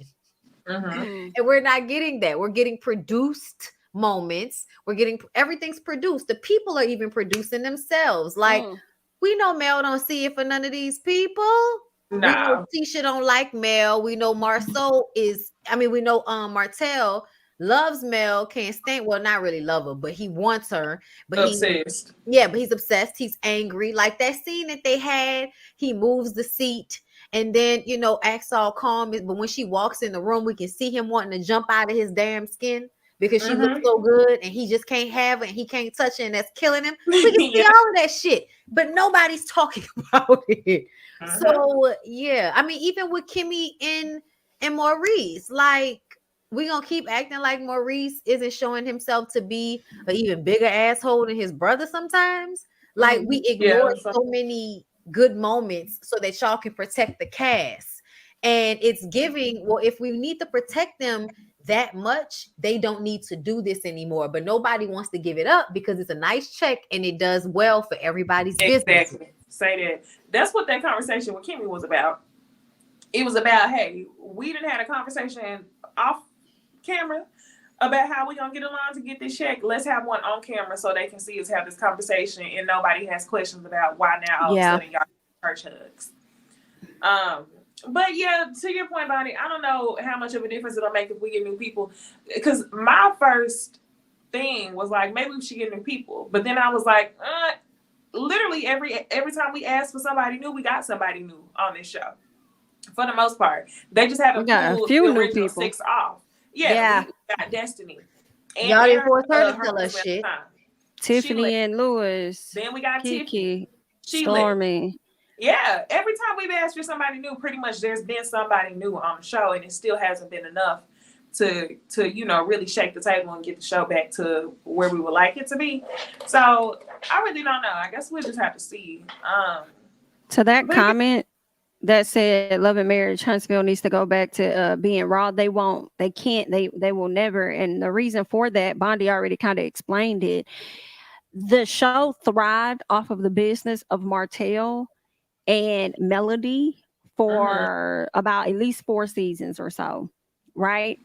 So they can't, like, they became those people. Like, the show was really centered around them, even when it kicked off. So they're not together. They're not going to go back because now we're tired. Who want to see them bicker, you know what I'm saying, forever about their divorce? Like, it's so long you can continue to do that, especially when one person is evolving past that relationship. Like, nobody wants to see it. So the best thing they can do is have real serious issues, or I'm not going to say serious, but real stuff going on with them, i.e. Kimmy and Maurice, outside of just the cancer situation.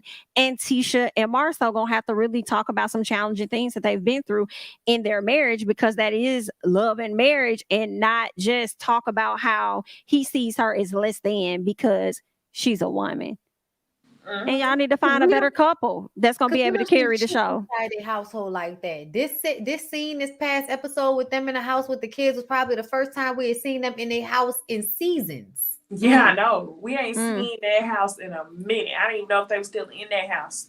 Because they not. That's a different house, and that house is smaller. But they wanted to show us that Marceau is doing something other than acting like an asshole. So we got to have family dinner where you make everybody feel a way about the fact that Tisha didn't cook dinner. Like, I was just kind of like, nigga, I really wish that you would just hang it up already, because we're tired. Like, we're all tired of your 1950s misogynistic bullshit ass mindset on how relationships should go. We tired, and we really just want to get to the bottom of it. Tell us the truth of your origin story like a real villain, or get the fuck out of our faces. No, okay? for real. What is the origin story? Was your daddy there or was he not? Right, because that's just so confusing. You want to brag about your dad to Maurice and how he was and how he looked out for his kids, but then y'all talk about your daddy leaving the house and y'all had to work when y'all was like 10, 11, 12. What are we talking? That's why I said that ain't your daddy. I don't care. Your nose ain't even like this man's nose. Listen, I'm glad Like, you brought that up, I'm not though, finna Jamie, deal. because during the conversation with Martell, Marceau, and Maurice, every time Marceau said something about the daddy, Maurice tried to interject to counteract what he was saying. Oh, and he did. Marceau would interrupt him. So, I didn't know that. Yes, like what I did notice was Martell's first reaction was, dang, 8 kids and your daddy didn't dip out on y'all? He said we weren't poor, and he was like, we didn't even know we were poor. And Maurice was like, yeah, until we got in high school. And then he was like, and even then we weren't really poor, we were just broke. And Maurice was like, I'll give you that. But to me, it sounded like there were a few times where I heard Maurice trying to say something, and Marceau would just cut him off like, no, we're not going to act like we were poor. We're going to act like we just had to do more, you know, to make it. We had more responsibilities, but no, we're not going to act like he wasn't there, because then he was sleeping in the church. Right. That's not what they had told us. You know what I'm saying? So it's like, y'all be up here lying, bro. I don't think that's his daddy. I don't, and for the record, I don't think he has his mama nor his daddy knows. I just don't. So I mean, I don't know. Maybe she could have shaped it or something. You know, when you have your newborn, you're supposed to, like, you know, but do what you want to do. They you do know that to noses. My mama shaped my nose. Okay, she didn't shape my older brother nose. His nose is a little wide, but the rest of her kids, she was like, oh, let's go. I've heard about the belly buttons, but my dad did that to me. Nose. He used to call it, let me pull your nose. That's what he would say. But that's what she shaped my son's nose too. He would always do that, like grab and squeeze my nose when I was smaller, because he didn't want me to have his nose. He has the cauliflower nose, and my mom had a very thin nose. I personally believe my nose was gonna look like this whether he was grabbing it or not, but I'm gonna leave him alone. I think it was gonna look like this either way, sir. I don't think you grabbing it all the time really did anything, but okay, if that's what you felt like you needed to do. Well, sure. I was cute. I don't know. What else y'all got on Love Marriage Huntsville? Hold up, let me think. Stormy was messy as fuck. Are we gonna admit that? Who was it? Stormy. Messy about what? In that scene when Mel was like, at Mel's house. Well, no, not at Mel's house. At the spot. At the spot. When she said that's how you move forward through stuff, by talking about it.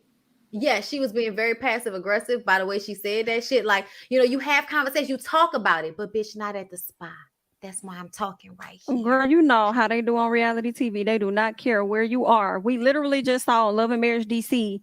Then what's that man's name? Jamie. Did he snap off on his wife at the salt room or something? Didn't they have like some conflict? No, he didn't snap off on her at the salt room. That was at that party that they threw. Is it back? No, it's not back yet. Okay. But to me, I feel like for Mel, when she came back in and said, this is not what we wanted for today, it felt like producer telling talent, y'all are going to make it hard for us to come back to this spot. So can y'all please shut the fuck up? Because we come here when we're not filming. So don't fuck up our relationship with these people by continuing to scream at the top of your lungs while having this conversation. This simple ass conversation that really ain't about nothing. So ain't about nothing. You should have told me shut fuck up then. Why you ain't tell me shut up then? Because that's what I would have did. Stormy girl, please stop. Like, I'm sorry. Trying to buck up. But see, I don't think that's fair. I don't think that's fair to come for Stormy and not come for Tiff, because Tiff was on the same energy even with her being pregnant. Okay. I agree with Stormy. I did. I agree with Stormy. If you felt some type of way, you should have said something. But it's something about with Stormy, I get aggravated because she always try to come off as like too real. Like, you know, she try to buck up like, yeah, I'm down home type girl. I ain't doing all this front for you. People call you ghetto. Right. And then you're going to go above and beyond and try to be cool with everybody. So while she was right, you should have said something to me. The way it was like, you should have shut up. It was like, pick which one you want to be. Do you want to be too real for the shit, or do you want to be friends with everybody? That's a great point. Also, when Mel was leaving, I caught that, you know, oh, you good? You good? I'm good. See, you got to have conversations sometimes. And everybody looking at Mel, and she's like, okay, well, if you feel like that was proper, that's your thought. And, you know, she's like, okay, well, you enjoy the rest of your dating. I will. It's going to be amazing. Okay, well, Biden, like, I heard her louder than everybody. Yeah. So to me, I felt like it was a moment where you're challenging Mel, and Mel not even specifically talking to you. She's just saying, y'all all doing too much for me in this moment. So I'ma go. I did agree with her on that. No, this what we need to do. No, I did agree. I think everybody was doing a whole fucking lot. It just wasn't that deep. Like to even get attitudes or yell, be loud. Like about what? At the end of the day, Kiki got herself in the hole. What we yelling about? I'm glad you brought up Tiffany. Let's talk about Tiffany, because she worked on my fucking nerves. Let me tell you something, bitch. You don't, Tiffany, you know I like you. I'm not really calling you a bitch. I'm talking how I talk. I'm sorry. Okay, you know I like you. Tiffany, it is your responsibility to remember you pregnant. It's not everybody else's responsibility in the room to remember to ignore you being antagonistic because you're pregnant. Did you think she was? I didn't think she did anything wrong. Yes, I did. She was being to me more messier than Stormy because she started the conversation with Mel in a whole nother room. And then they came into that room, they started going back and forth, and she started getting loud with Kiki. Well, and I never on things that I don't know what I'm talking about. Right. I thought she was still talking pretty calm, in my opinion. It's not that she wasn't calm, but to me, you can simply state or feel like I don't fuck with somebody without feeling like you need people to validate you not fucking with them. And I feel like she basically went around the room trying to get everybody to validate that Kiki was disloyal, which we can agree to. But bitch, what does it matter to you? And she was coming with that energy because she was being very clear that she did not like this lady just a few minutes ago. And so she was on some other shit. To me, it was only for the show. Yes, to make sure that she gets her next season pass because she knew she was up for grabs with Destiny's ass. I think everybody's scared because they recognized that Destiny was not there. They didn't think Carlos was gonna let nobody go. And so when Destiny didn't show up and she wasn't filming, I think everybody was like, okay, so we're going to have to show up and show out. Yeah. She was trying to contribute to the scene. She was. Yeah. But I also feel like at the beginning of it, like before we got to this episode, the previous one, she and Tiffany were being especially like messy to me, bringing up the puppets. You know what I'm saying? Like it was just a lot of shit that Tiffany. Oh yeah, about that. She did say that. Yes, like so if I did this, then like it's like, come on, girl. Like she was going at Tisha too, and you know, calling Tisha childish.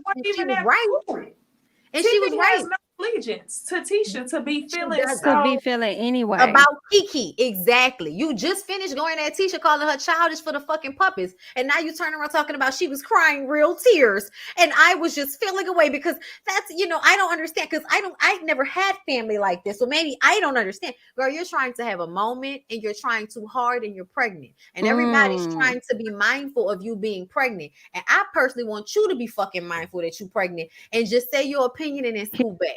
Scoot back. Was out of breath getting that opinion across. It was like, she girl.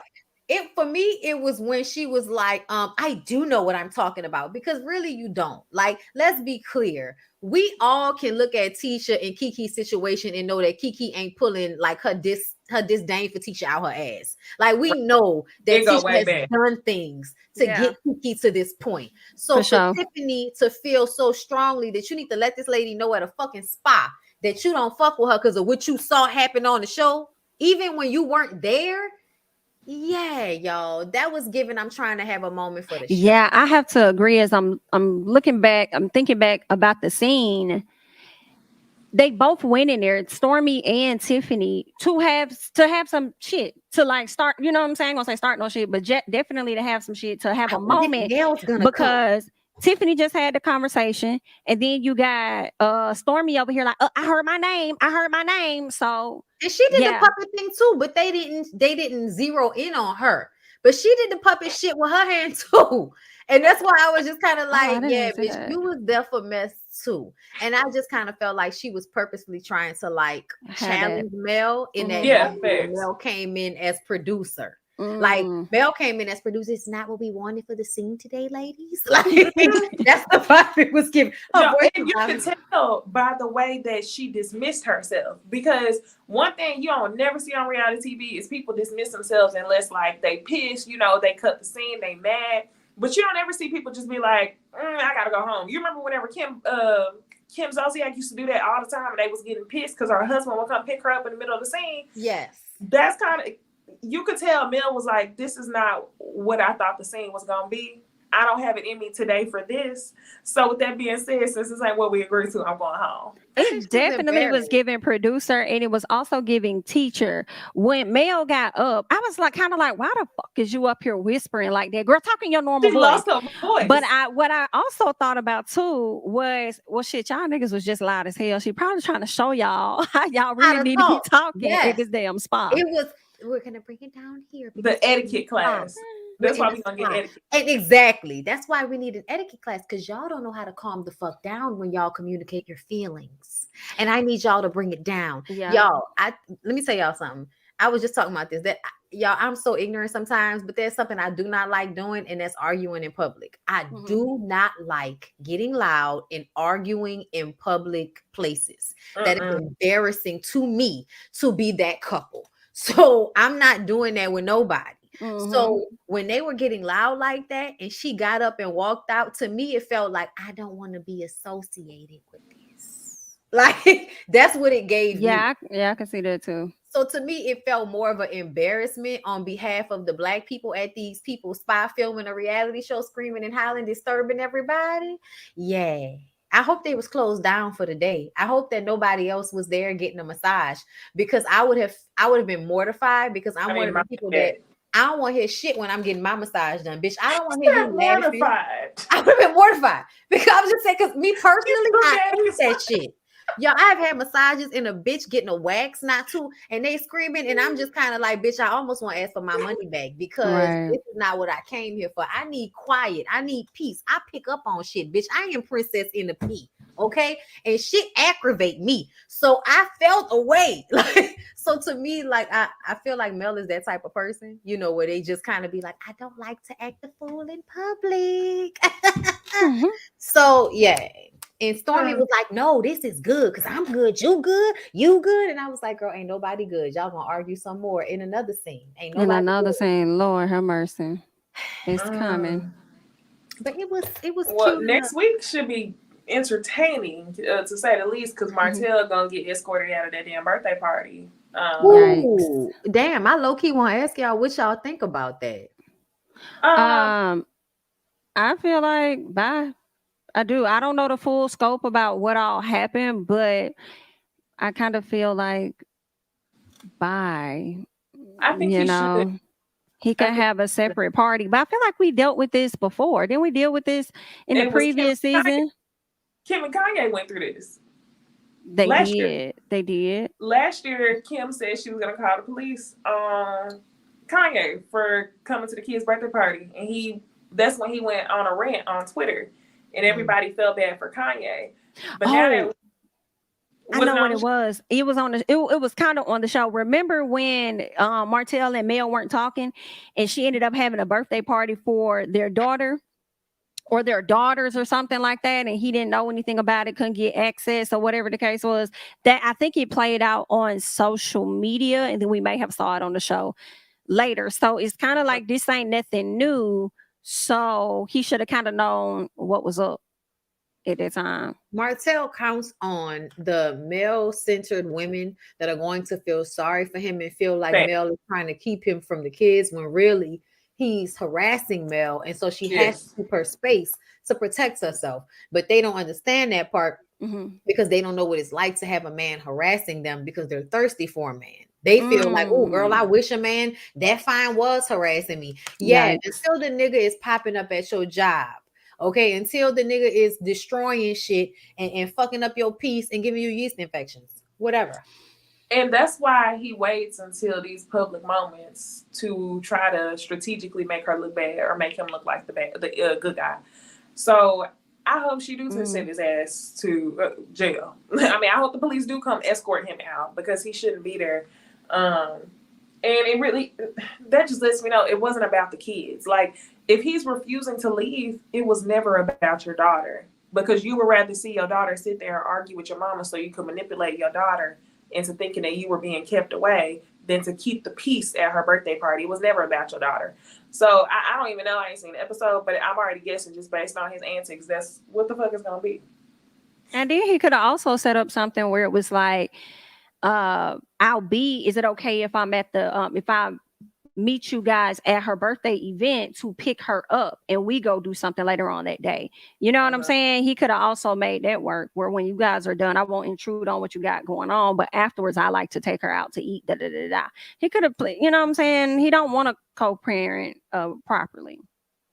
Right. Because he keep trying to get back with her. And he uses every opportunity to do that, which is why you can't give him no space, because when you give him an inch, he takes a mile.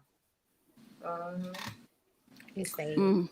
It is. We're gonna see this weekend, but it was two more things I wanted to talk to y'all about because I know I done kept y'all a long time. What else we gonna talk about this weekend is Real Housewives of Atlanta, which comes back on Sunday.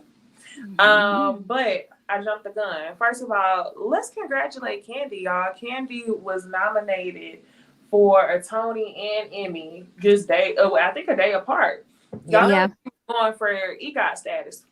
Yep. So I'm super excited, and this is her and Todd for the piano lesson.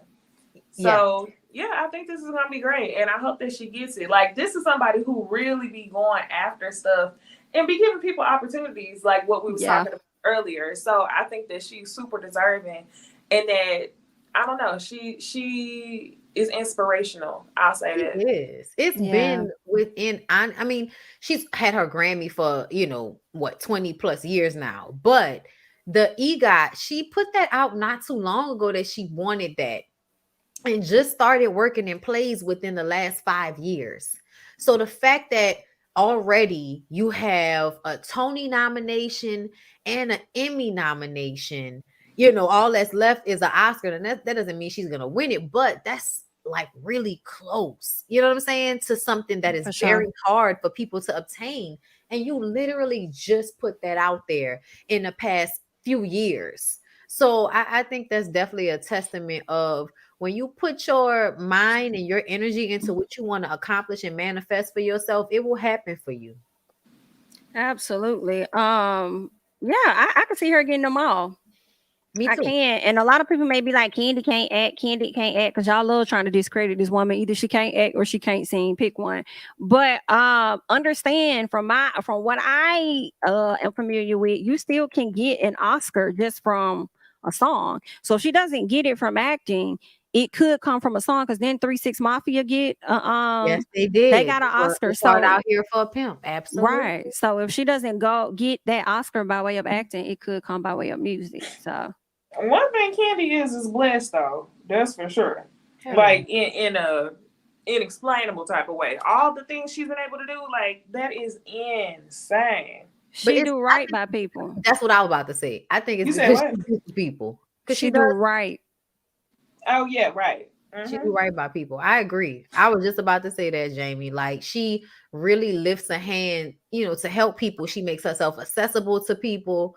And I think that type of giving and staying in that space is what keeps her, blessed the way she is. And I think that's a blessing. I think her whole life, like, honestly, watching Kandi from when she first got on Real Housewives of Atlanta, with, being a single mother and a boyfriend that's, a drug dealer, and Now being married to Todd with 2 more children and an empire, and Todd's a great dad and really good in the business himself, and they complement each other and make each other's lives better, regardless of what everybody else says. I think that Kandi has been able to fulfill a lot of her dreams because of who Todd is, and not necessarily all just because of who she is. Because let's not forget, Todd is the one that's been in production.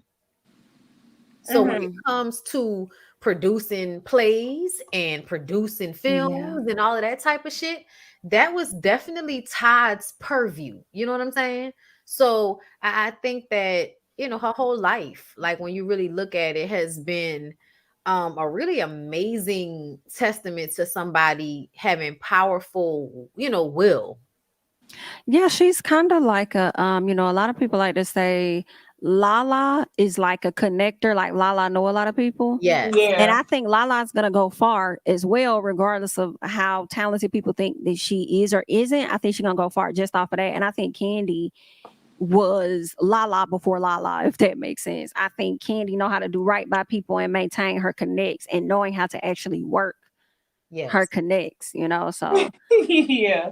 You know, that remind me of whenever we was doing the show one time and we was talking about, you know what I'm about to say, Jamie? I do. I thought about that the other day. I thought about that when I was seeing her on the red carpet. I thought about that. I think it was on the red carpet. No. It was Cardi B. It was a post Cardi B said.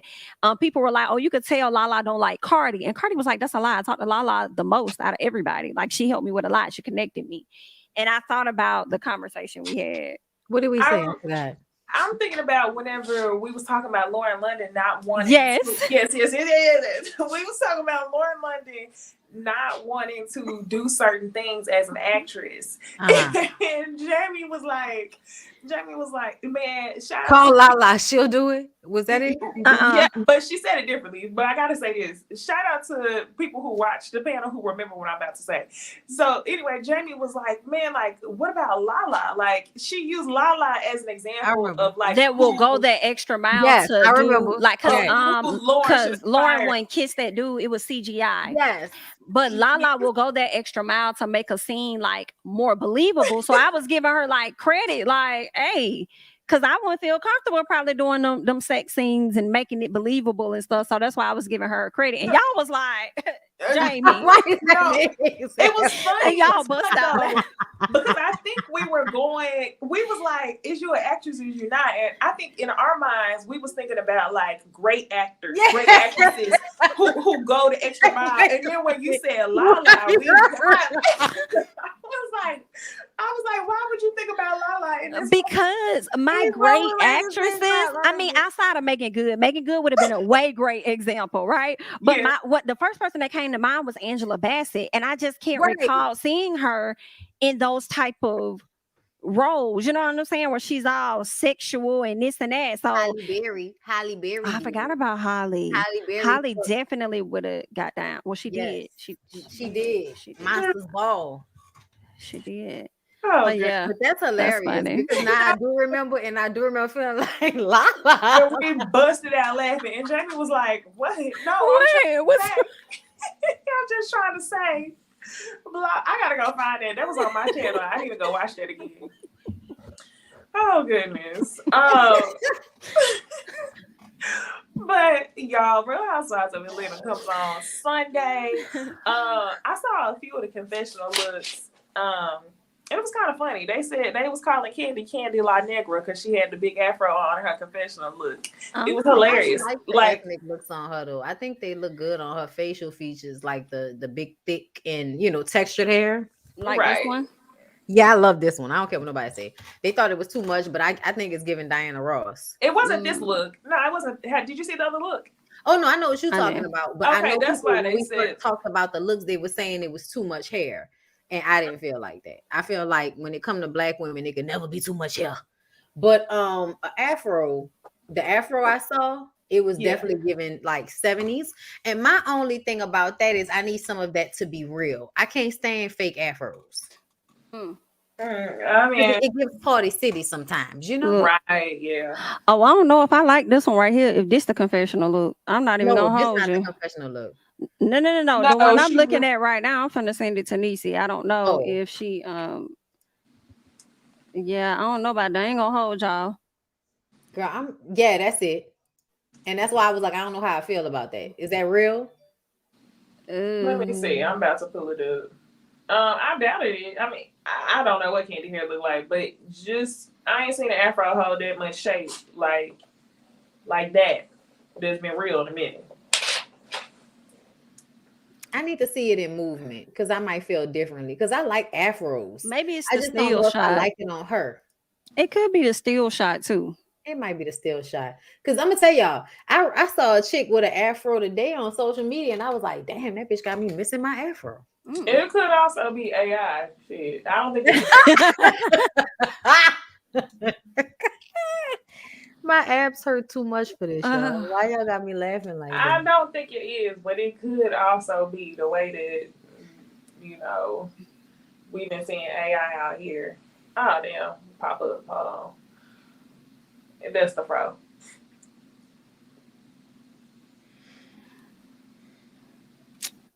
No, it's not working. It's not giving Pamela Greer. She looked just like Mama Joyce, though. Literally. She do. Boy, I was watching a TikTok video of Mama Joyce talking about how she used to spend Candy money and Candy didn't like that or something. Or at least Candy didn't like that her mama would say she didn't do nothing or she wasn't doing nothing. And it's like, don't try and play me out. So then it was at the reunion when the whole conversation came up about Mama Joyce using Candy's money. And instead of her answering it directly, she went into the spiel of what all parents do when they talk about what all they did for you when you came up. Yes. I was the fifth member. Right. That's what it was giving. It was giving that. It was. They mamas all give living, vicariously through my daughter. Because I couldn't do what they could do. So I'm going to live through them. She's always giving that when it comes to Candy. Like, honestly, it's disgusting because I feel like you tried to keep Candy for yourself because you didn't want to share her wealth. And you now have 2 extra grandbabies from the relationship with Todd, and yet you still give Todd a hard time. And I don't understand why. Like, considering the fact that he made more for everybody, not less. And before that, he done gave you like 2-3 restaurants that I'm sure you get residuals from or in some capacity. OLG. Yeah, they got locations, right? 2 here, and then they also got one in the I think it's the State Farm Arena. I think they still got that one. Have multiple locations. That's great. Yeah, I know they had at least 2. Wait, hold up. What happened with Martell clip dissing Todd on OMFFG reality page? Martell clip dissing Todd. Oh, I didn't see that. Now, what you dissing Todd for? Why y'all? Everybody love dissing Todd. That's what I'm trying to find out. He trying to beat Peter Thomas of Bravo and on. Todd be over there staying in his lane, respecting the celebrity of his wife, moving about his business, making his money, being a daddy, and I just don't be understanding it. But child. I did not see the clip. What is this? Sneak peek. Is that the Real Housewives sneak peek that they're referring to? I can't tell, but either way, I can't play because they're gonna flag me for play the audio. Yeah, put the thing back over. Put the overlay up. Okay. Let me put it up. All right. I don't know if this is it, but I'm gonna play the video in hopes that it is. Okay.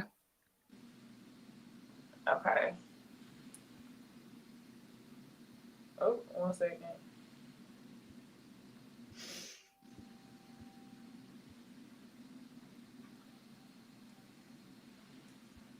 Going on, Miss Candy? Well, it's been a lot of, work stuff. I was disappointed with Sheree and you. Okay, about Tyrone. Oh, maybe he's other woman's house. Because I'm watching the episode, Sheree. If you want, I'm good clickbait. See how she posted on her social media all the times I had said all those great things about her? She just posted this?